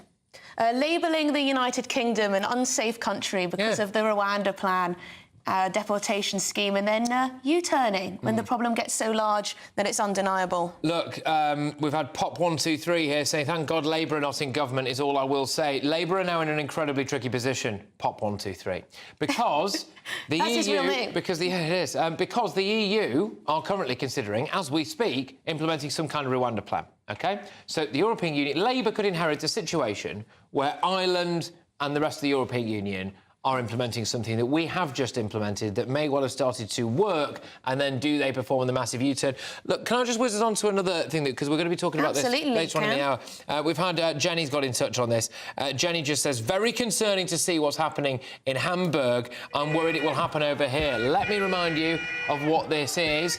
This is a protest in Hamburg, the German city, openly calling for an Islamic caliphate, isn't it? Yeah, an Islamic caliphate. Essentially, the Islamic takeover of Germany.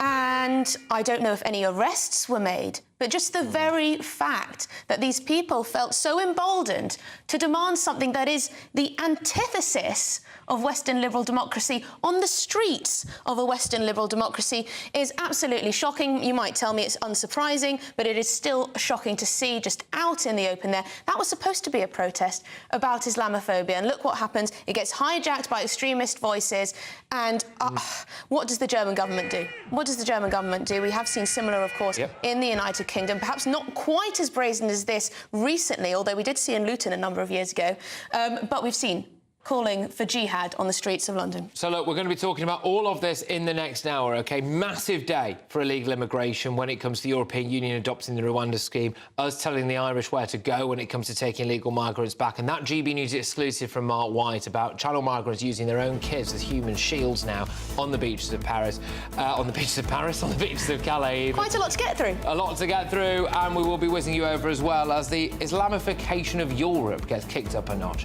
Who could have predicted this?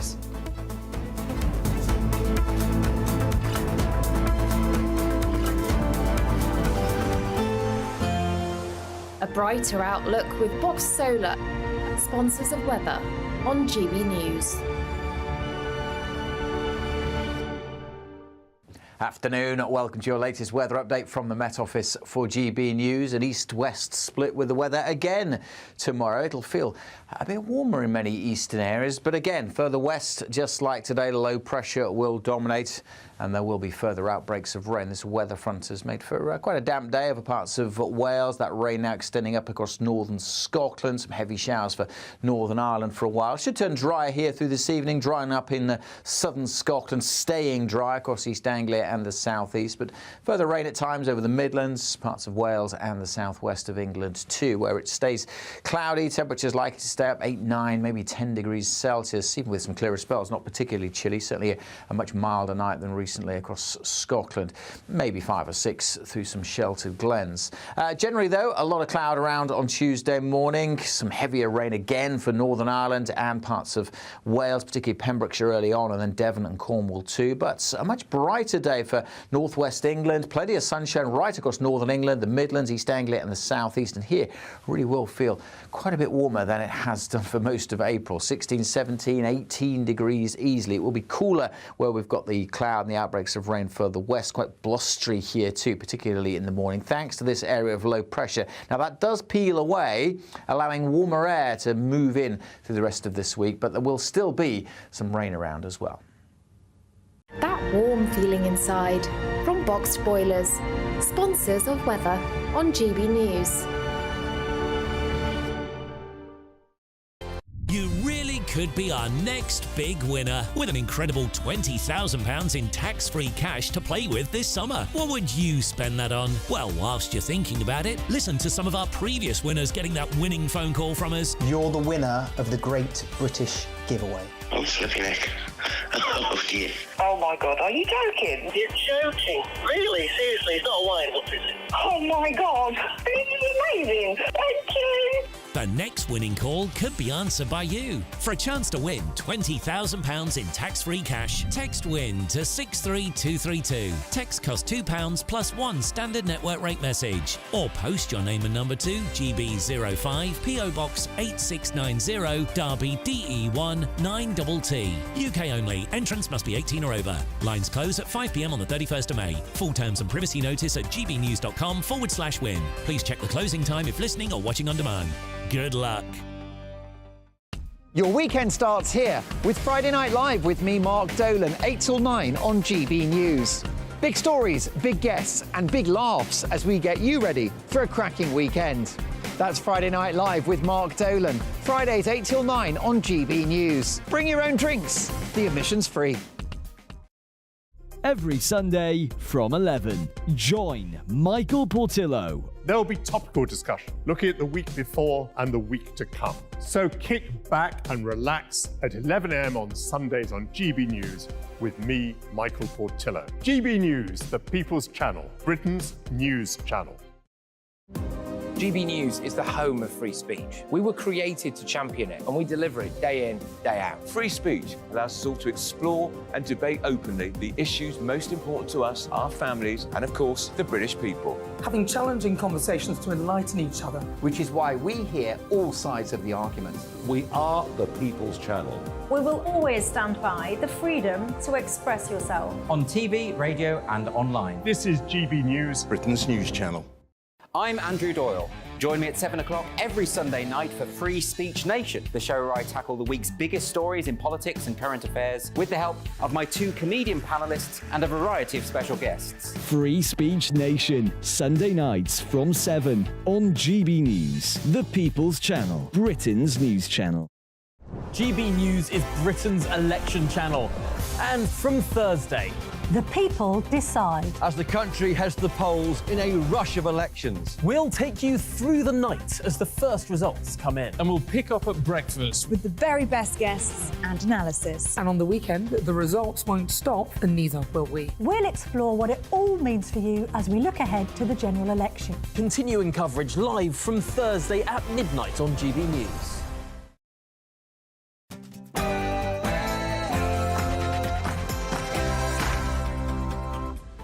Good afternoon, Britain. It's 2 o'clock on Monday, the 29th of April. Heck of a lot to get through. Breaking news this afternoon from Scotland. Yousaf, one of the most unpopular politicians of all time, has quit. It only took about 20 minutes for the former Deputy First Minister, John Swinney, no, me neither, to say that he is standing for leader.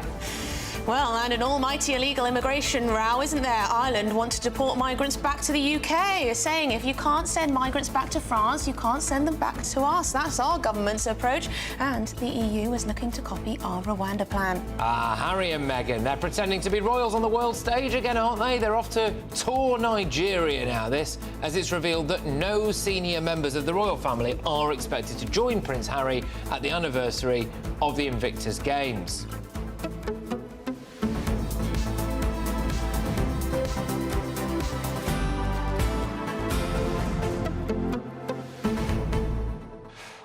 Well, as we've been talking about throughout the show, this diplomatic row between Ireland and the United Kingdom is very much heating up. It doesn't look like it's going to be resolved anytime soon, but the UK government so far are standing strong. They're saying we have absolutely no reason, no legitimate reason to to allow Ireland to essentially send migrants back to the United Kingdom. They say we can't send them back to France ourselves, so why should we in the case of Ireland? A lot of stories today are tied up in a neat little bow for us, because we've got a GB News exclusive, which is about Channel migrants now using increasingly violent tactics on the beach, using their own children as human shields. We've got the EU adopting a Rwanda plan, Ireland begging us to take illegal migrants back, us so far saying no. Good. We're also going to be having a look at the increasingly radical Islamification of Europe, because the people of Hamburg, well, a subsect anyway of the radical Islamic population of Hamburg, are calling openly on the streets for an Islamic caliphate in their country, and that, a lot of people will feel,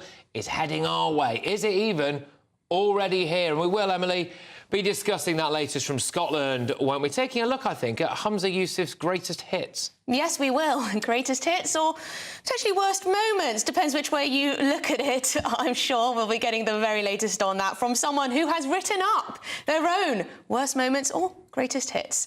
So there you go. We've got a lot coming up. So please do let us know your thoughts on all of those topics, whether it's the diplomatic row with the government of Ireland, whether it's what we're seeing in Hamburg on the streets of Hamburg, or whether it's Humza Yousaf. Let us know your thoughts. gbnews.com/your say. Should we get your headlines with Sam?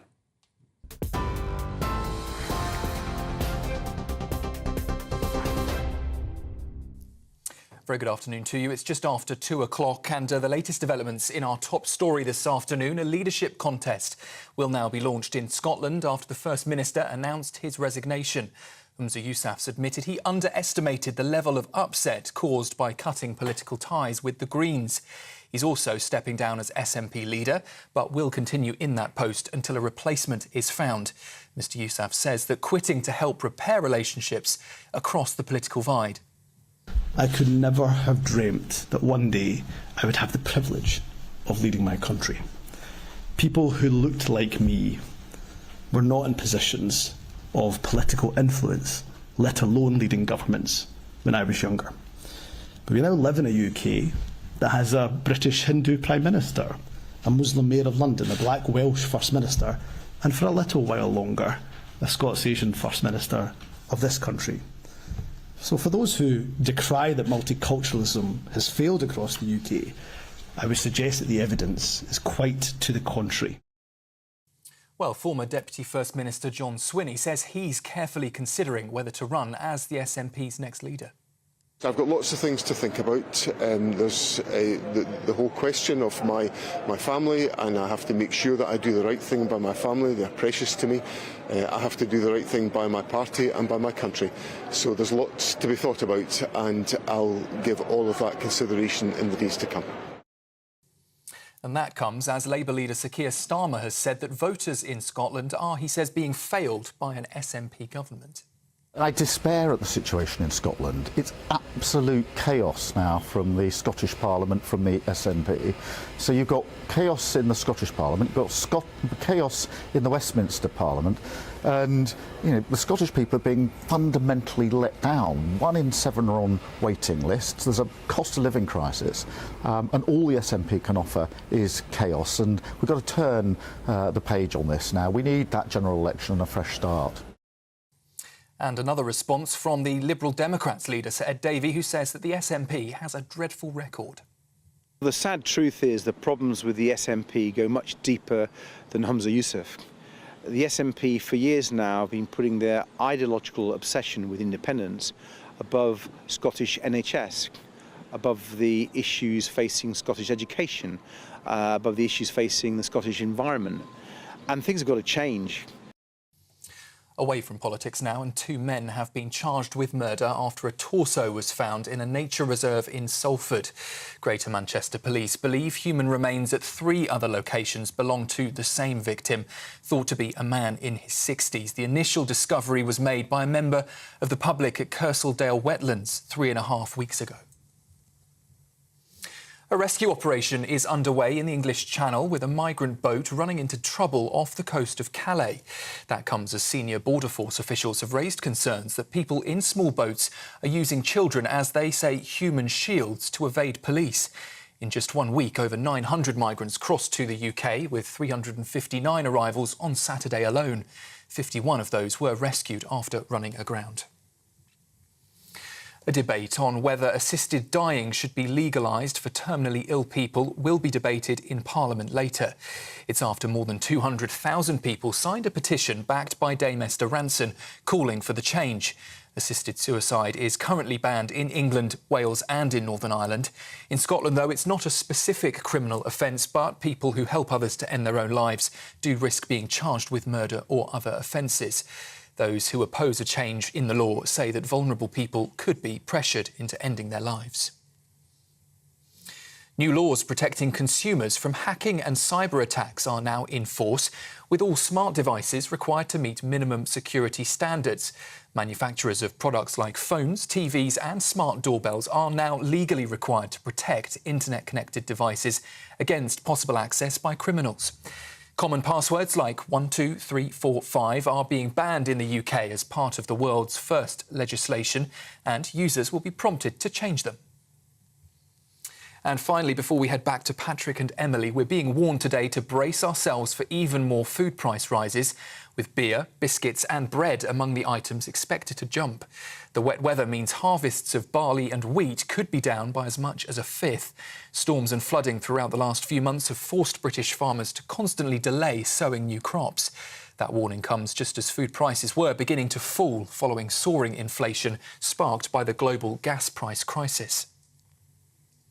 That's the latest from the newsroom. More in the next half hour. Until then, do sign up to GB News Alerts by scanning the code there on your screen, or go to gbnews.com/alerts.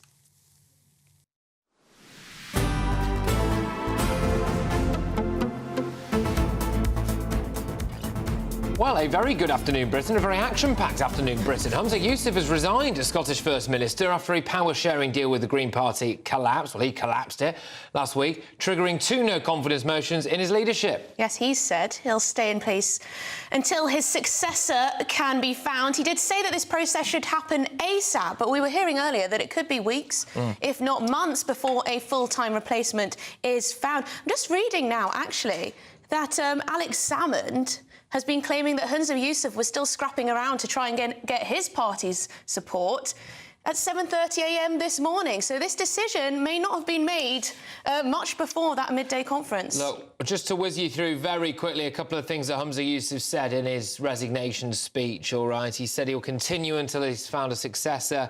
He says he's not going to trade on his values to manage to cling on to power. Well, Alex Salmond might have a thing or two to say about that. He said that diversity was kind of his greatest strength. You know, when he was growing up, people that looked like him weren't in positions of high office, and now that is a good thing. He said that wealth must be evenly distributed. Well, it is, because the wealthy are now leaving Scotland, aren't they? But apart from that, he's obviously had a cracking stint. It was 1 year, 1 month as the First Minister of Scotland. Yes, he had a lot to say, didn't he? And it all ended with a little bit of emotion. A tear or two appeared to be shed by Humza Yousaf.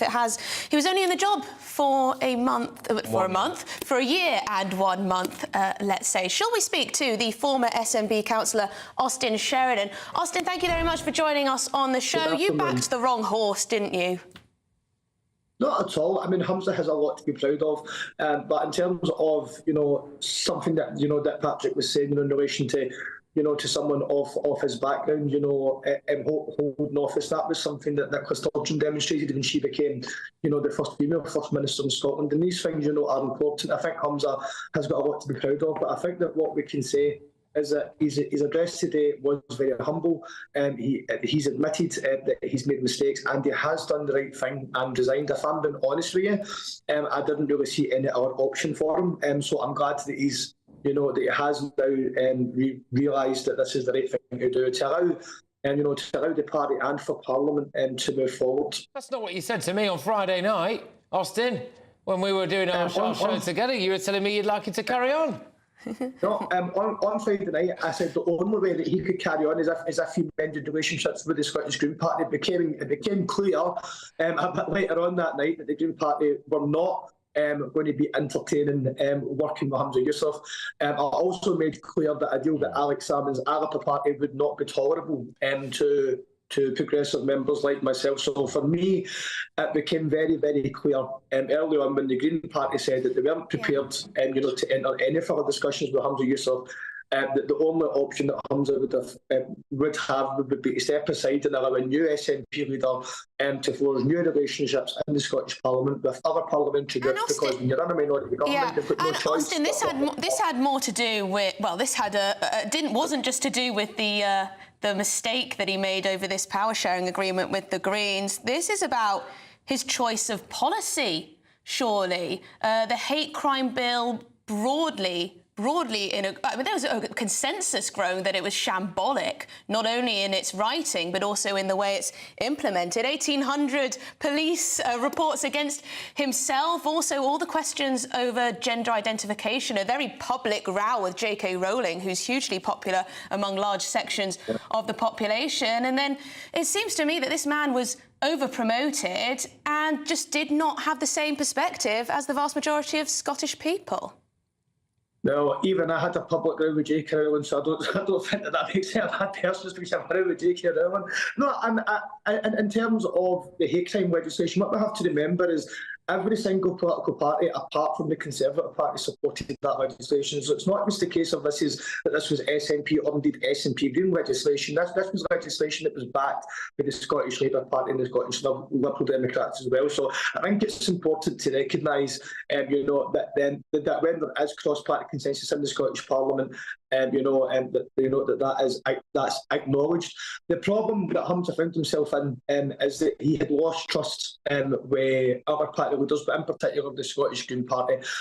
He's then realised that, in order for the SNP to navigate legislation through Parliament and budgets, that we need a new leader who's going to be able to forge new relations. Because even if Humza had managed to win the no confidence vote, it would have been on a 64-64 basis if Arapa backed Hamza Yousaf. Right. Then the presiding officer, we would have casted the vote in favour of Hamza because it's convention. But then post that, how are you meant to get budgets through? How are you meant to get legislation through if you're tied at 64-64? Well, yeah, exactly. It would have been incredibly difficult. Look, Austin, thank you very, very much for coming on. Much appreciated. You take care. That's Austin Sheridan there, former SNP councillor. Interesting, isn't it? Because since becoming First Minister, Hamza Yousaf has overseen the contraction of the Scottish economy, missed A&E targets, NHS waiting list that have increased by 9.5% on the year before. We've also seen a rise in violence and sexual offences and more than 12,400 train cancellations. I'm surprised that he didn't lose confidence in himself. But let's speak to political correspondent at The Spectator. It's James Hill. Now, James, we're going to have a little look back, aren't we, at some of Hamza Yousaf's greatest hits. OK, what's the standard? Because he wants to say his legacy is 100,000 children out of poverty, tackling inequality and discrimination. That's what he's pinning his legacy on. What are his greatest moments for you, James? Well, I very much enjoyed the fact today that he was talking about being a trailblazer. And I mean, I suppose he's a trailblazer in the sense that he was the first of the three SNP First Ministers to avoid arrest on serious charges. So there's that feather in his cap. But really, you look back over the past 13 months or so, 14 months when he was First Minister, and really it's just been an absolute disaster, unfortunately, on every single one of the metrics he set himself. And I think the trouble with Hamza Yousaf, for instance, is he was sometimes almost too honest for his own good. And so when he was asked for his comment on the arrest of Nicola Sturgeon, it was always a surprise when one of my colleagues gets arrested. So I think there's that, as a sort of great loss to comedy today. 6 months ago, of course, Patrick, he was on the front cover of Time magazine, and today it's Time's Up for Hamza Yousaf. Hey, now, there it is. Trailblazer, next generation leaders. He must have been very happy indeed to have that front cover there. Very Vogue. James, we all remember, of course, the moment where he decided to get on a motorised scooter, an e-scooter. There he is. It wasn't even motorised. That's the point. No, it's not motorised. You're right. I wish it had. You're right. 4 wheels, but no. And James, am I right in thinking that he actually got in touch with the BBC to ask them to take it down? Is that right? Yes, that clip was from before he was First Minister, but yes, that was exactly right. He complained about it. And I think, as a visual metaphor, Emily, it's perfect because he was, of course, tripped up by himself. And that's exactly how he has been brought down last week, choosing to blow up the Butte House Agreement and a sort of, you can't dump me, I dump you. And so, a sort of brief, inglorious moment to grace the face of Scottish politics. Yeah, look, absolutely. And, of course, the sign language interpreter that he had next to him today was white. And that's another key moment for Hamza Yousaf, isn't it? Everything around him and everything in Scotland was white, wasn't it? And that speech will go down now in infamy. The same colour, one would imagine, as his resignation letter /P45. Yeah, and the flag he was waving today. I mean, look, unlike his two previous leaders who could talk about being successful politicians, even if they weren't great statesmen in some ways, Hamza Yousaf, unfortunately, doesn't really leave a policy legacy. He unfortunately everything was elected on, he had to end up tearing up. He embarked on a course of social liberalism and environmental policy that ended up being an anathema to huge numbers of his colleagues and his voters as well. And so it's really difficult to see, when he comes out with statements today, like saying that independence is touchingly close, very close, etc. It's absolute nonsense, and it shows just how bad his political judgment was and why he will now go down in history as the second shortest serving First Minister in Scotland's history and the shortest ever serving First Minister in UK history since devolution was created 25 years ago. At least he's good at interpretive dance. Stay at that. Absolute stay. Well, all I'm thinking, Emily, is, for a post-political career, who knows what. I mean, Nicola Sturgeon, we've seen her out on the town dancing this week, being too busy to give evidence to a Westminster committee. So, look, I think maybe Hamza Yousaf's dance, his fleet of foot is perhaps better than the political fleet of foot he showed so dismally in office during his time at Holyrood. And James, just on a serious note, some people are saying that this has ended the fight for independence for a generation, that this could even call into question the entire notion of devolution in Scotland. Do you think that's overstating this? I do, because I think you've got to remember, of course, Emily, that it was 15 years ago that the SNP won just 6 seats at a general election. Then 5 years later, in 2015, they won all but 56 out of 59 seats. Yeah. Now they're on course at the next election to win around just 25 seats. So I think you've got to remember how volatile Scottish politics is, and also remember that support for independence is still around 47-48%. So yes, Humza Yousaf is gone, maybe to become an interpretive dancer next or whatever, but the fight will remain. And so I think that any unionist politician has to take real care with this issue. Sorry, I just wanted to see as well. I think we do have a little clip of him dancing as well, I think. That was it. Was that it, or was there more? I think it was... all right. Well, anyway, yeah, there we go. It's hard to say. There, look at it. I just wanted to end on this same one again. There we go, look, because it's important, isn't it, just to see him there in his happier times. Habitat, curled up in a ball. James, look, thank you very, very much. It's James Heal there, his political correspondent at The Spectator. There we go. Should we do the Humza Yousaf into a break? There we are. All right, OK. Look, we've still got loads more to come. I mean, he will be missed, by the way. He will be missed. Now, this is an interesting story for you. This is new this hour. So the Health Secretary, Victoria Atkins, has announced a crackdown on woke NHS policies. So this is things like chest feeding, the term chest feeding, which we're seeing more and more and more of instead of breastfeeding, of course. That may be banned. Is this some kind of victory for common sense? Yeah, a victory. Is this the anti-woke crusade? Essentially a victory for Esther McVeigh, actually, because she's also getting civil servants back in the office. Discrimination lawyer Robin Moira-White. She joins us next, and make sure you stay tuned as well for the latest diplomatic row between the UK and the Republic of Ireland over illegal immigration.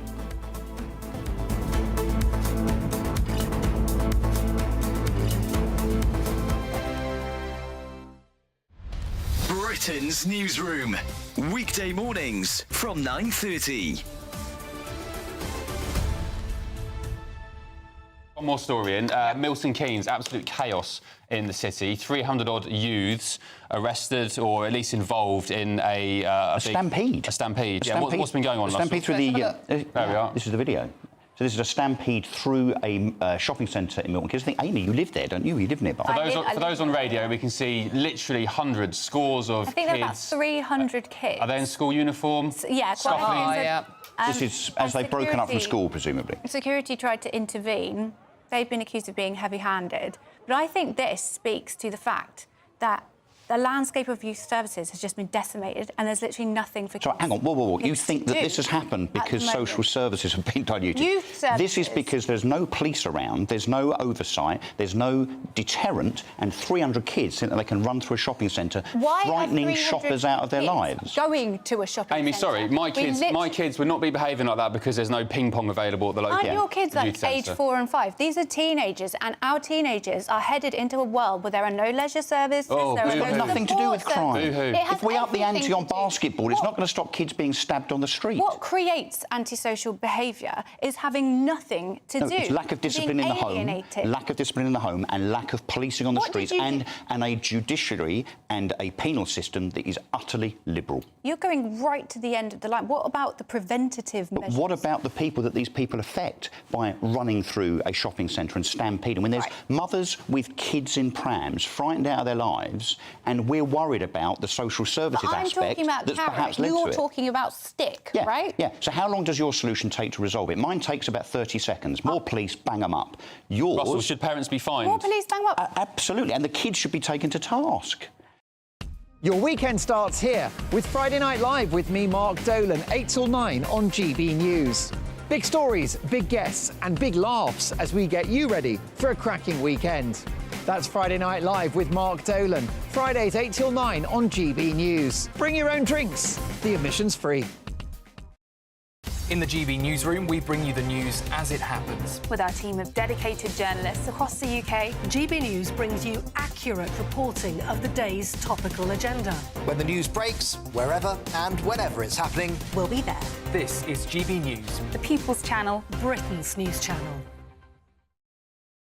Every Sunday from 11, join Michael Portillo. There will be topical discussion, looking at the week before and the week to come. So kick back and relax at 11 a.m. on Sundays on GB News with me, Michael Portillo. GB News, the People's Channel, Britain's news channel.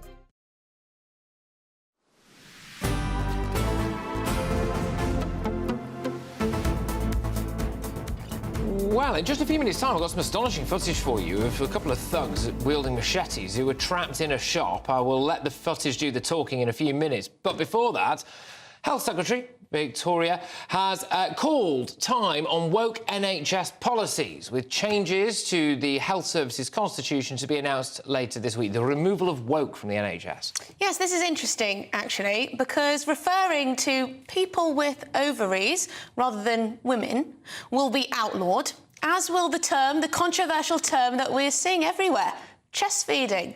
That will be outlawed too.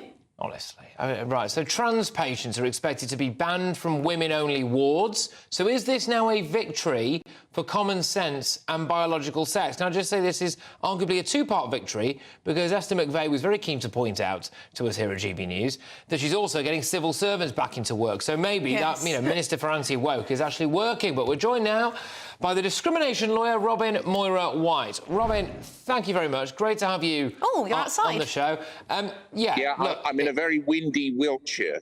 So. Lovely. All right. Was the end of chest feeding, Robin? Good thing? Should we really be policing language? I mean, in an NHS where meeting the 18-week deadline is a failure across all sorts of different treatment, is this really the focus that the Health Secretary would be having? But isn't the problem that these sort of changes initially, so going from breastfeeding to chest feeding, going from women to people who have ovaries, probably cost quite a lot in terms of consultation to begin with? Well, that's an important word as well, because the way in which you announced things at the start of the piece was that these changes are to be introduced. At the moment, what this is a consultation which has been leaked to certain parts of the press and isn't actually out yet for anybody to respond to. And I'm afraid to say it's misrepresented, because there isn't a ban on using conventional language. What the NHS has been doing is broadening the way it speaks about people, and including language that includes other groups. It doesn't exclude ordinary language. Yeah, but Robin, one of the problems is, though, it's also been including men on women's wards, hasn't it? And that's another aspect to this. It's less of a topic, I would argue, maybe about language at its core, and maybe more of one about women's safety. Well, then, perhaps the Health Secretary ought to look at the Translucent survey, who Freedom of Information Act requested, I think, over a couple of years, several hundred NHS trusts, and found one complaint in 2 years, as opposed to the 200,000 general complaints about treatment on the NHS. So are we solving a problem that doesn't exist? Yeah, I take your point, Robin, but do you also understand why a lot of women, and I mean a lot of women, find terms like chest feeding and people who have ovaries quite offensive?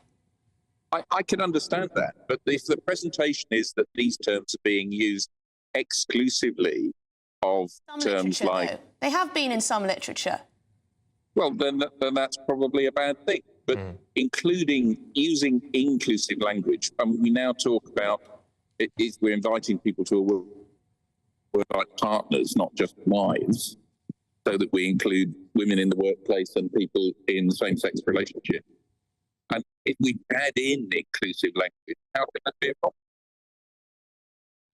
OK, and, I mean, a lot of people will think that this is a step potentially back in the right direction, a victory for common sense. You know, you mentioned there that there have been more complaints about NHS care and treatment than there have been about this kind of stuff. I dare say that maybe some of that is because people would have been afraid of being caught. Sorry, windy Wiltshire, I think, has blown your sound away, and I'm not hearing you now. OK, I think we might leave windy Wiltshire, actually. But thank you very much, Robin. Great stuff. Thank you, Robin. Yes, just on that, I think you make an interesting point there, several interesting points. Thank you, Patrick. The fact that it is, it must be, as a woman, offensive to have your body reduced to a carcass with ovaries.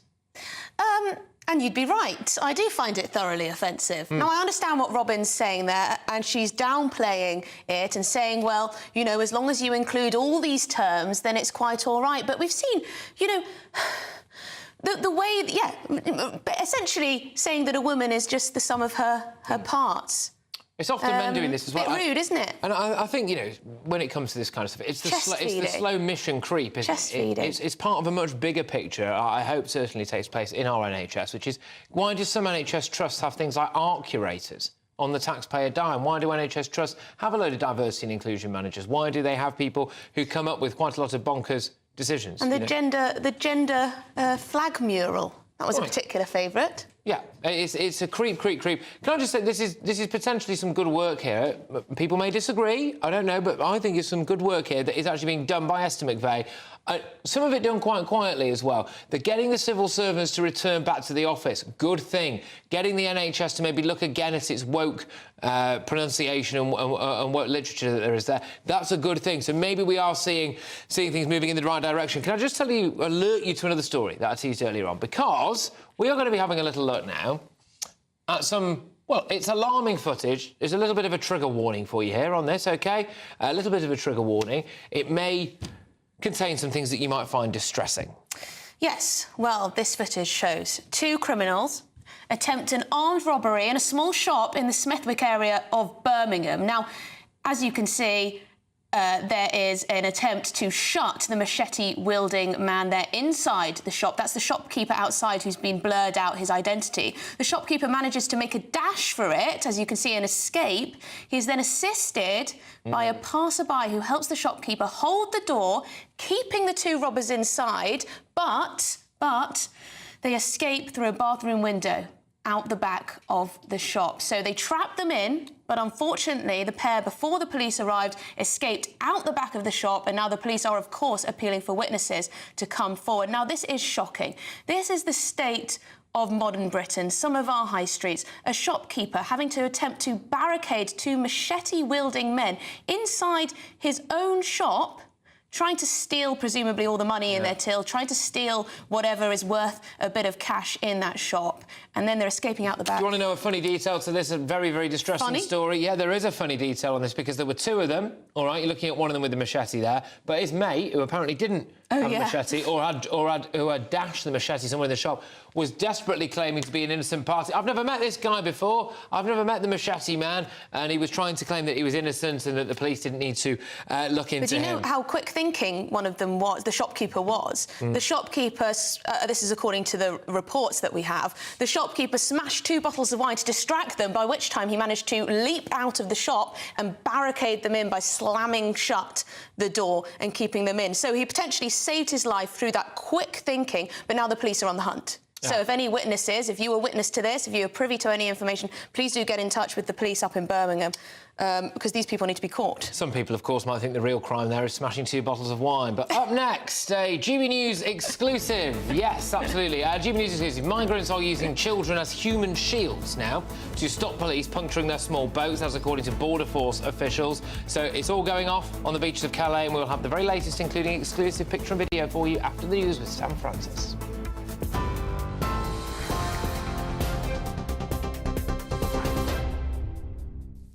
Very good afternoon to you. It's just after 2:30. Leading the news this afternoon, a leadership contest will be launched in Scotland after the First Minister announced his resignation. Yousaf's admitted he underestimated the level of upset caused by cutting political ties with the Greens. He's also stepping down as SNP leader, but will continue in his post until a replacement is found. Mr Yousaf says he's quitting to help repair relationships across the Scottish political divide. I could never have dreamt that one day I would have the privilege of leading my country. People who looked like me were not in positions of political influence, let alone leading governments, when I was younger. But we now live in a UK that has a British Hindu Prime Minister, a Muslim Mayor of London, a Black Welsh First Minister, and for a little while longer, a Scots Asian First Minister of this country. So for those who decry that multiculturalism has failed across the UK, I would suggest that the evidence is quite to the contrary. Two men have been charged with murder after a torso was found in a nature reserve in Salford. Greater Manchester Police believe human remains at 3 other locations also belong to the same victim, thought to be a man in his 60s. The initial discovery was made by a member of the public at Kersaldale Wetlands 3.5 weeks ago. And campaigners are outside Parliament, as you can see here if you're watching on television. That's as MPs are preparing to debate whether assisted dying should be legalised for terminally ill people. It's after more than 200,000 signatures were added to a petition backed by Dame Esther Ranson, who has herself stage 4 cancer. Those who oppose the change in the law say vulnerable people could be pressured into ending their lives. That's the latest from the newsroom for now. For more, you can sign up to GB News Alerts by scanning the code on your screen or go to gbnews.com/alerts.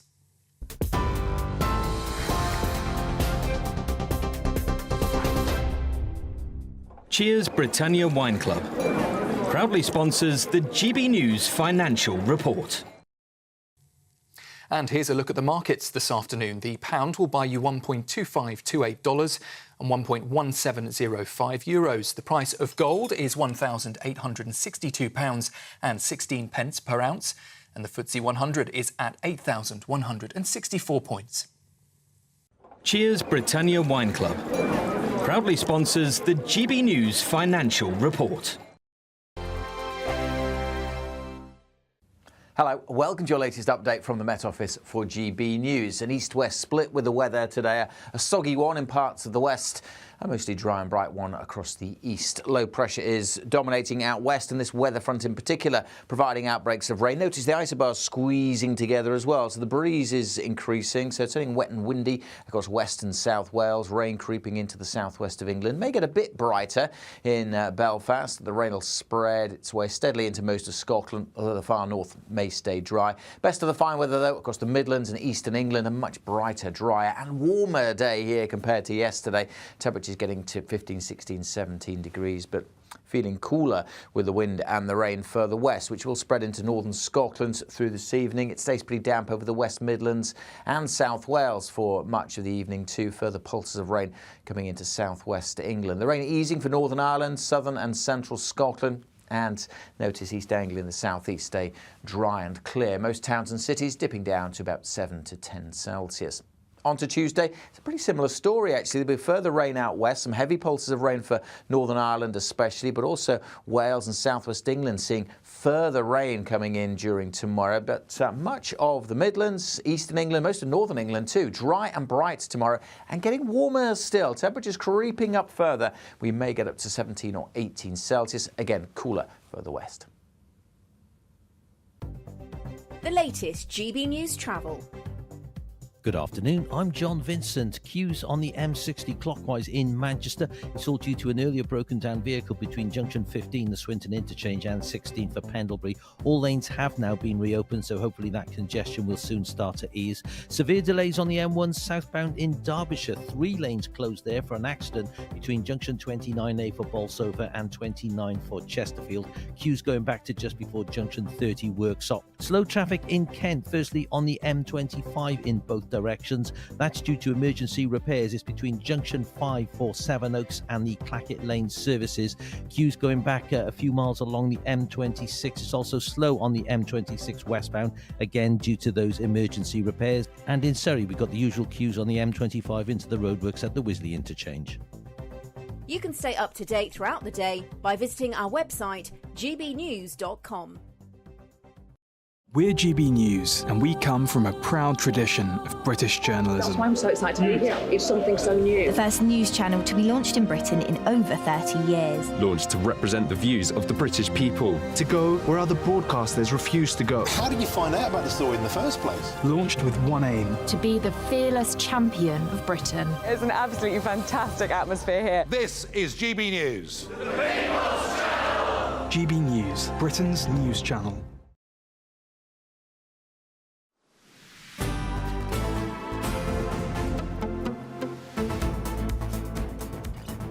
Right, you've got a little bit more time with us too, but at 3 o'clock it is Martin Daubney. Martin, are you there, and what is coming up on your show this afternoon?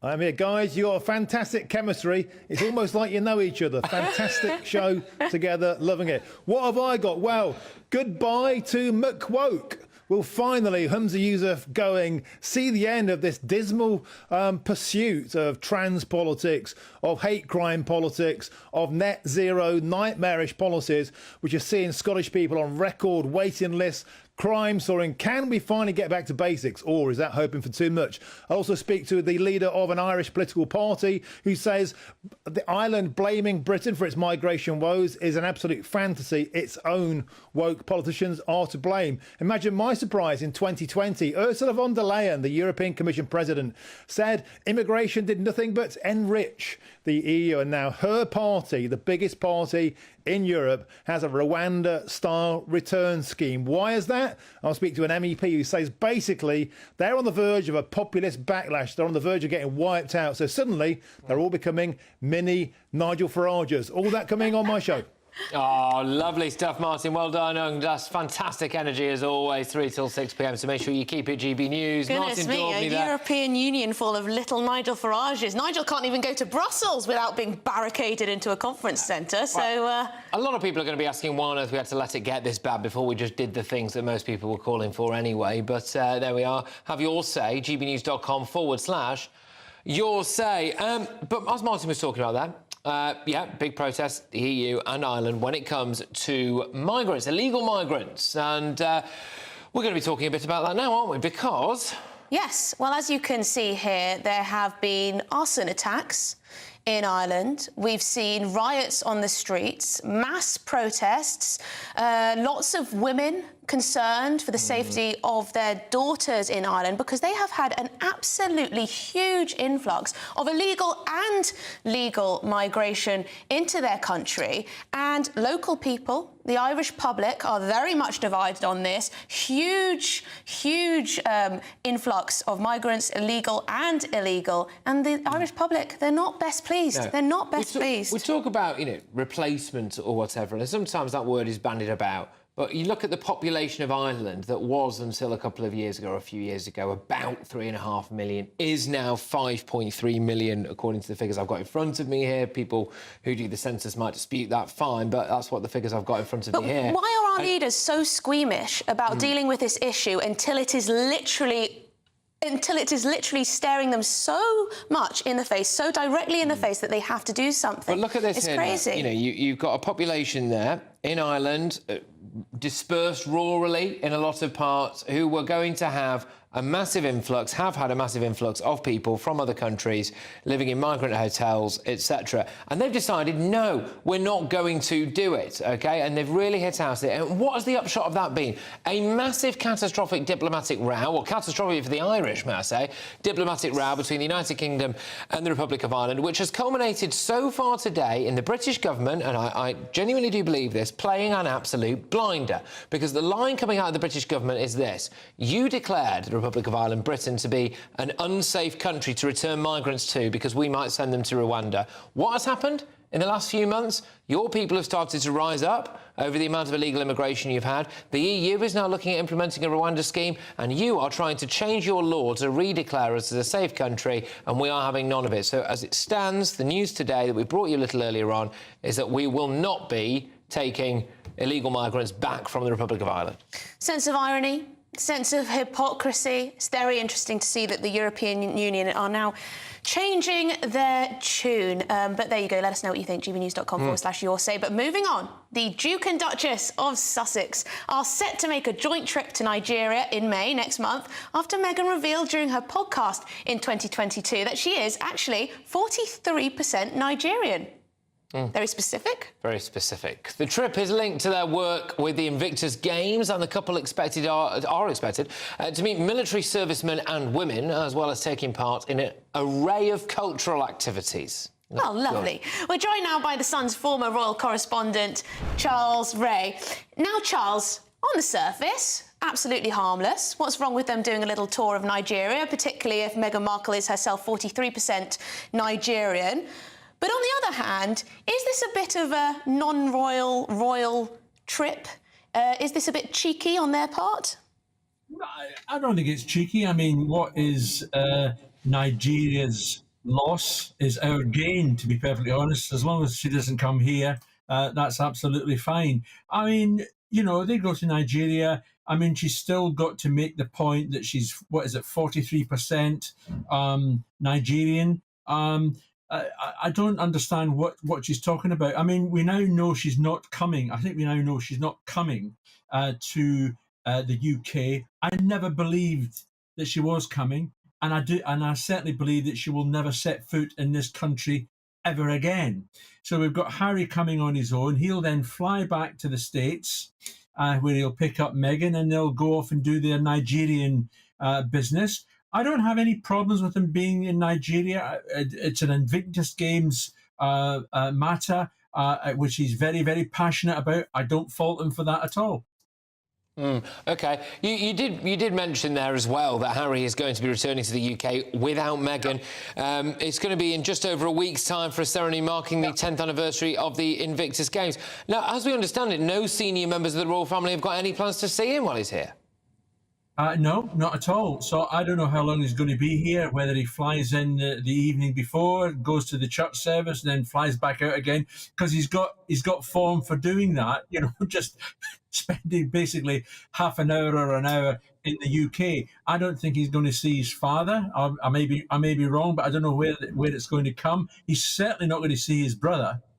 No, look, just quickly, Charlie, just back on the old Nigeria stuff. This was one of the big things that they were saying about why Meghan Markle could have been a massive asset to the royal family, you know, because she can use her ethnicity around Commonwealth nations as well, around that part of the world. Do you think they're trying to stick two fingers up slightly to the royal family by doing this, showing how popular they are with, the African population, maybe?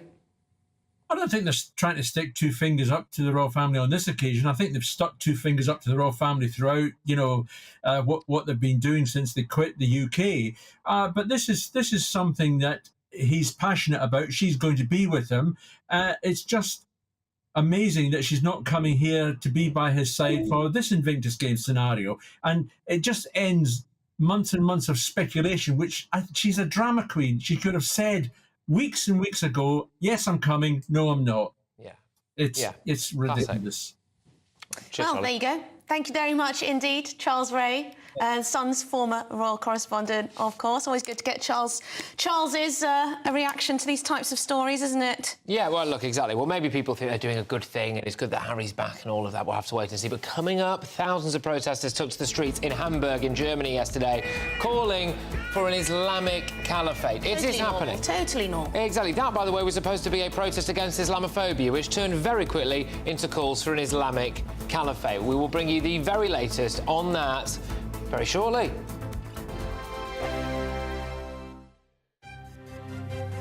GB News Breakfast, every day from 6 a.m.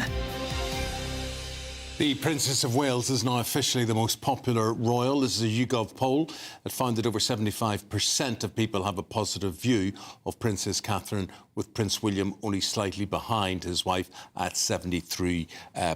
Cameron Walker, our royal correspondent, is here with this one. Well, what would you read into that, and as to why? Well, I think it's hardly surprising. Since the start of the year, the Princess of Wales's popularity is up 6 points with the British public, according to this YouGov poll. And obviously, at the start of the year, she went into hospital for abdominal surgery and has subsequently been diagnosed with cancer and is undergoing surgery.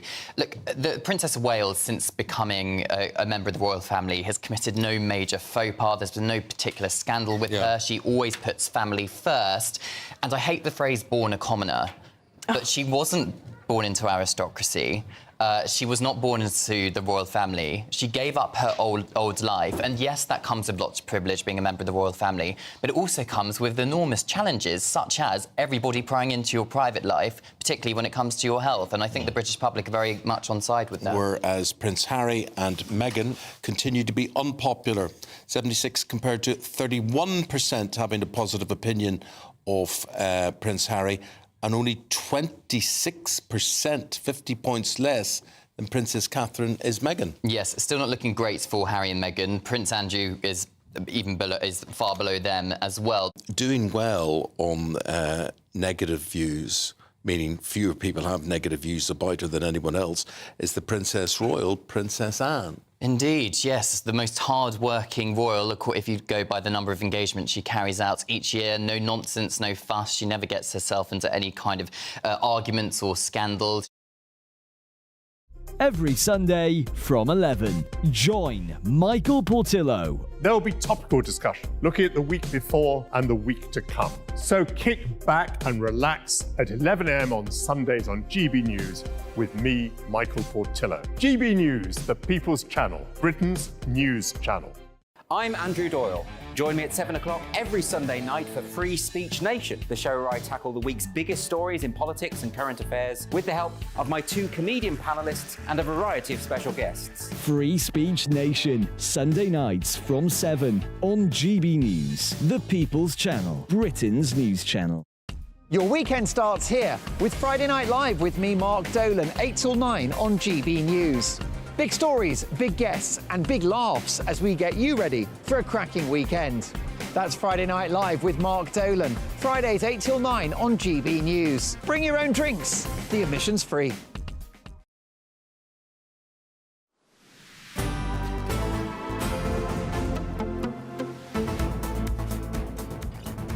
Well, we'd like to bring you some international news this afternoon before we finish the show. Now, the German city of Hamburg was rocked by protests over the weekend. Thousands of people took to the streets, and some of whom were calling for an Islamic caliphate in Germany. Yep. So there we go. The protests were organised by Muslim Interactive, a group under investigation by Hamburg's domestic intelligence for extremism. Yes, it's grown. This group, it's grown in popularity since the start of the war between Israel and Hamas. Its leader, Joe Adad Boateng, declaring on Sunday that Germany needed a righteous caliphate to remedy the misrepresentation of Muslim groups in the media. So, yes, this was all supposed to be about combating Islamophobia, particularly in the media. The complaints are that Muslims are being misrepresented in the media, and this protest was there to tackle that. Instead, what did we see? Extremists. All right, well, let's just whiz us through now to the former head of National Counter-Terrorism Security Office. It's Chris Phillips. Chris, thank you very much. Great to have you on the show. Look, I mean, this problem, is it coming our way, do you think? Oh, it's already here, Patrick. You know, we've got an enormous number of people in the UK. People that actually you would consider to be quite middle of the road actually do believe in the caliphate. They do believe that we should be living under Sharia law. And it's not just in the UK either. It's right across Europe. And it's going to be a big issue for Well, the group that organised this particular protest appears to be currently under investigation by the German government or the German security services, at least, over extremism. So presumably they may be considering whether they should prescribe this group in one way or another. What do you think the German government should do to combat this? Well, take affirmative action. And I think it's not only the German government, it's governments right across Europe. We can't accept that this is ever going to be allowed to be the case. So you really do have to nip these kind of things in the bud. And those people that do proclaim, you know, what, as I said before, what we consider extremist views are not necessarily extremist views within the community, then they should be prescribed, and it needs to be stopped in its infancy rather than allow it to take over. Yeah, and you mentioned that this is pretty commonplace over here as well. I suppose one of the big concerns is that if people do, you know, value a higher power over the law of the land and the rule of the land, then they might try to influence the law of the land to, you know, I suppose pander to their own religious views. On the current state of play, Chris, how much more extreme is this going to get? Well, I think we're in for a long haul and a very difficult haul. And as you said, it's a very easy thing, actually. If you get a block vote of people that in a democracy, they can actually bring in legislation to protect their views. So we're all Democrats. We all believe in democracy. But if you allow people with a certain view to vote in certain ways, then you will get laws that we don't all agree with, and that's going to be an issue. And I think you know, that what we've seen as a result of this is the rise of people that are trying to buck against this, and that's what we're going to have for the generations to come. How long do you think it'll be before we do have an enclave of Sharia law in Europe or in Britain, Chris? I think if you go to many cities across the UK and many cities in Europe, they would say there are areas that are a bit like that now, and that's a really concerning point. And we've got to stop it. We can't allow this to just move across the country in a way that we can't control. The problem is, it seems that a lot of our politicians are much more comfortable about talking about the positives of multiculturalism. We heard from Yousaf today in his resignation speech to that point. But they're very uncomfortable, a lot of them, apart from a few, about talking about these difficulties. They're scared. Well, they are scared, and it's the very same with police officers trying to deal with this kind of incident. They're called racists. But look, you have to bear in mind that we don't have this same problem with Hindu communities, and we don't have the same problem with Sikhs or the Jewish community. It's just not an issue. This is a thing particular to Islam. They believe in a certain way of law. They believe that their law is over and above any man-made law, and that's the way that the world should be. Yeah, and... Well, I thought one of the teachings was that you abide by the laws of the land you're living in. Well, that's what I thought. Well, we'll have to see how that turns out when we look. Chris, thank you very, very much. Chris Phillips there, who's was the National Counter-Terrorism Security Office lead. Look, yeah, OK, this comes, I think, quite conveniently timed with the European Union now looking at doing some kind of full-scale Rwanda plan, etc. It didn't take a genius to work out, did it? Angela Merkel being a key proponent of all of this, flooding a country and, dare I say, an entire continent with people from a certain part of the world. And then she said multiculturalism is dead. Wow. So she's said a lot, hasn't she? Well, there we go. Well, can I just thank you, Emily, for allowing me to co-host with you today. It's been fantastic. Okay. It's been all right. It's been great. It's been next to me. Great afternoon, Britain. That's what it's been. I've thoroughly enjoyed it. I'll be back for what it's worth 9 till 11 p.m. this evening for Patrick Christie's Tonight. And I'll be back tomorrow at 12 o'clock. But of course, what do we have next? We have none other than the brilliant Martin Daubney. He's got a rip-roar of a show coming up. Shall we get your latest weather before we begin all of that? I wonder what Martin's got in store. Well, he told us, didn't he? Anyway, stay with us.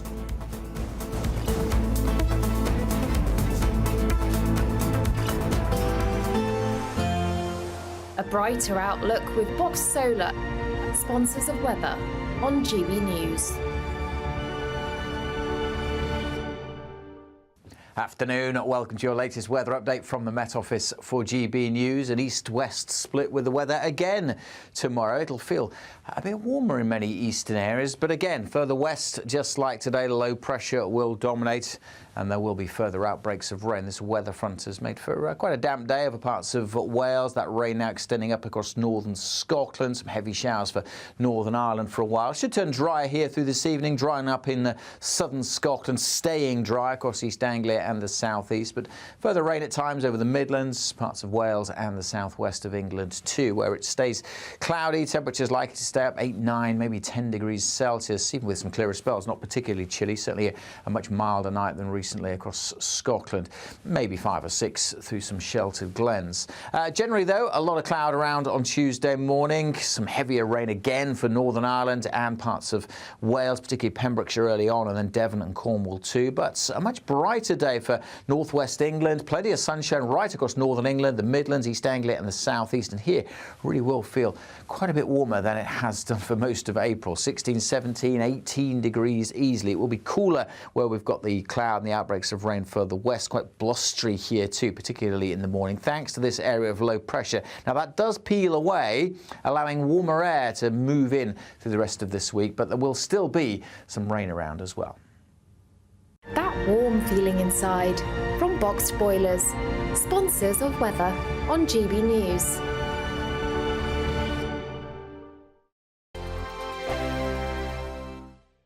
We've blown the budget by giving you the chance to win a totally terrific £20,000 in tax-free cash to make your summer spectacular. You could use that cash to splash out on a holiday, make the garden glam, buy a new car, or just save it for a rainy day. Whatever you'd spend £20,000 on, make sure you don't miss the chance to make it yours. For a chance to win £20,000 in tax-free cash, text WIN to 63232. Text costs £2 plus 1 standard network rate message. or post your name and number to GB05 PO Box 8690 Derby DE1 9TT. UK only. Entrance must be 18 or over.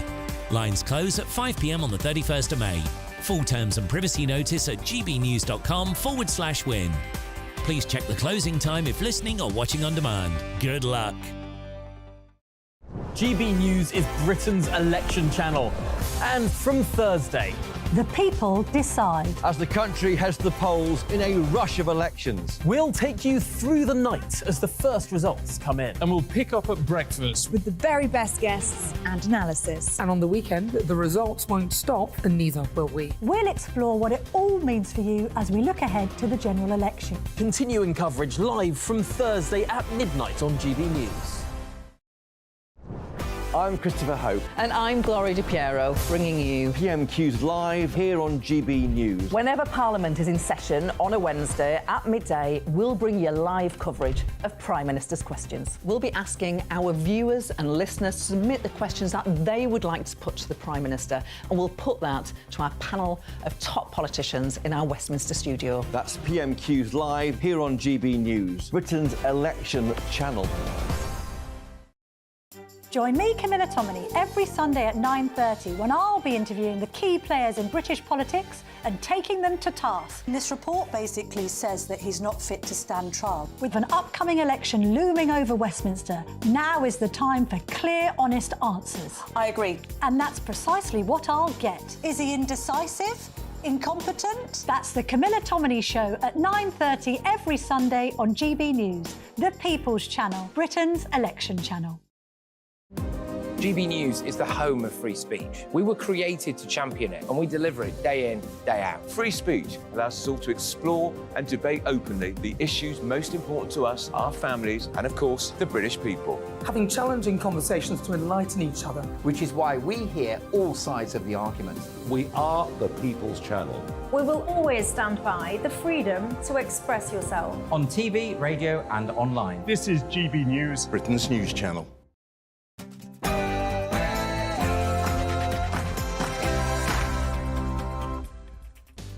A very good afternoon to you and a happy Monday. It's 3 p.m. Welcome to the Martin Daubney Show on GB News, broadcasting live from the heart of Westminster all across the UK. Well, what now for Scotland after the resignation of Yousaf as First Minister?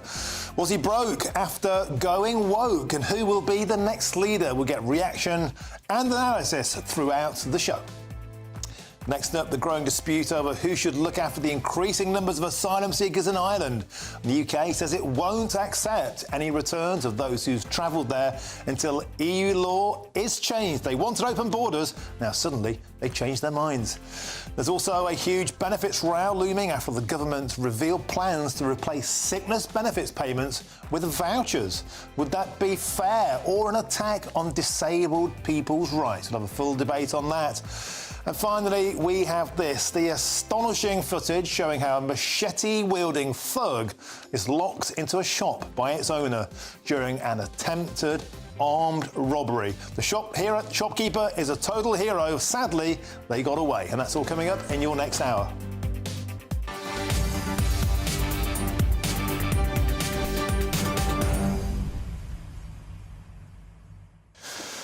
Welcome to the show. Hope you had a cracking weekend. What a weekend it's been, because it's a long time in politics, 48 hours. Yousaf on Friday at close of play said, I vow to fight on. Now he's had it. He's history. He's stepping down. Finally faced the music. What next for Scotland? Will they ditch at last the trans politics, the hate crime stuff and the net zero zealotry, or is that too much to hear for? Get in touch all the usual ways, and there's a new way to do that. Send your views and post your comments by visiting gbnews.com/your say. I've just logged in. You'll see my ugly mush.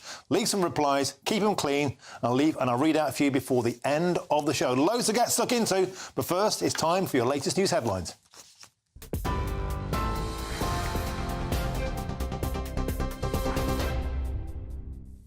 Very good afternoon to you. It's just after 3 o'clock and we start with the latest developments in our top story this afternoon, that a contest for a new SNP leader will now take place after the Scottish First Minister announced his resignation. Yousaf's admitted he underestimated the level of upset caused by cutting political ties with the Greens. He'll continue in his post until a replacement is found. Mr Yousaf says that he's quitting to help repair relationships across the Scottish political divide. I could never have dreamt that one day I would have the privilege of leading my country. People who looked like me were not in positions of political influence, let alone leading governments, when I was younger. But we now live in a UK that has a British Hindu Prime Minister, a Muslim Mayor of London, a Black Welsh First Minister, and for a little while longer, a Scots Asian First Minister of this country. So for those who decry that multiculturalism has failed across the UK, I would suggest that the evidence is quite to the contrary. Following that announcement, former Deputy First Minister John Swinney says he's now carefully considering whether to run as the SNP's next leader.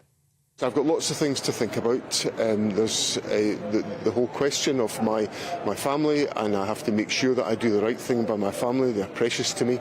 I have to do the right thing by my party and by my country. So there's lots to be thought about, and I'll give all of that consideration in the days to come. 2 men are due in court this afternoon charged with murder after a torso was found at a nature reserve in Salford. Greater Manchester Police believe human remains at 3 other locations also belong to the same victim, thought to be a man in his 60s. Though formal identification is ongoing, the initial discovery was made by a member of the public at Kersaldale Wetlands 3.5 weeks ago. In other news, a man has admitted killing a pensioner who was on a mobility scooter in West London.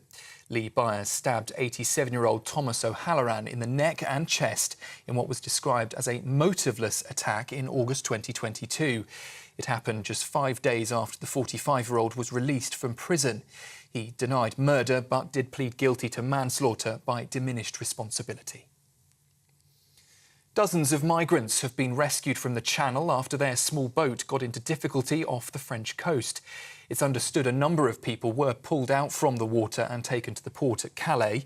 The latest rescue operation comes after senior Border Force officials have raised concerns that people in small boats are using children as human shields to evade French police.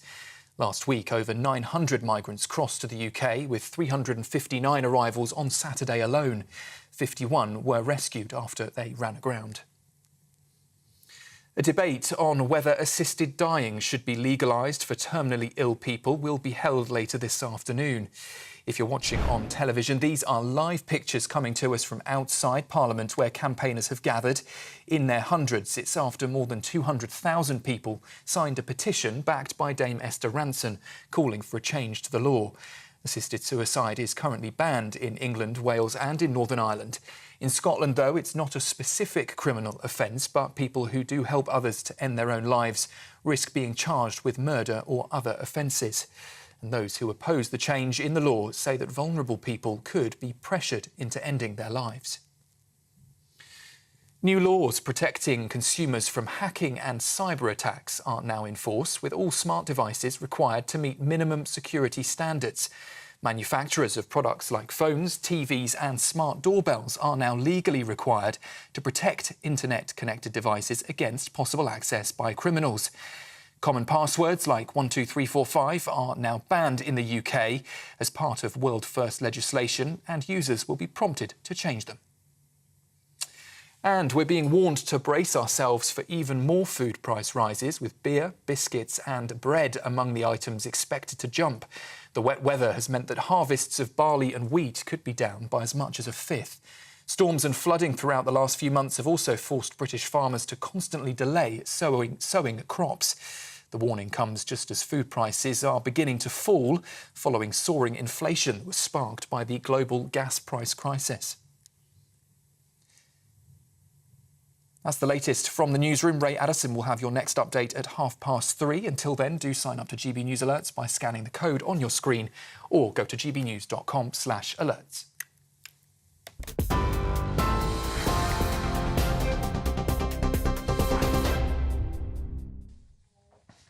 Thank you, Sam. Now, of course, we kick off the hour with the big news this Monday afternoon. The Scottish National Party leader, Yousaf, has sensationally quit, triggering a search for a successor and a new First Minister. The First Minister made his statement at Butte House earlier on, and let's take a listen. I've concluded that repairing our relationship across the political divide can only be done with someone else at the helm.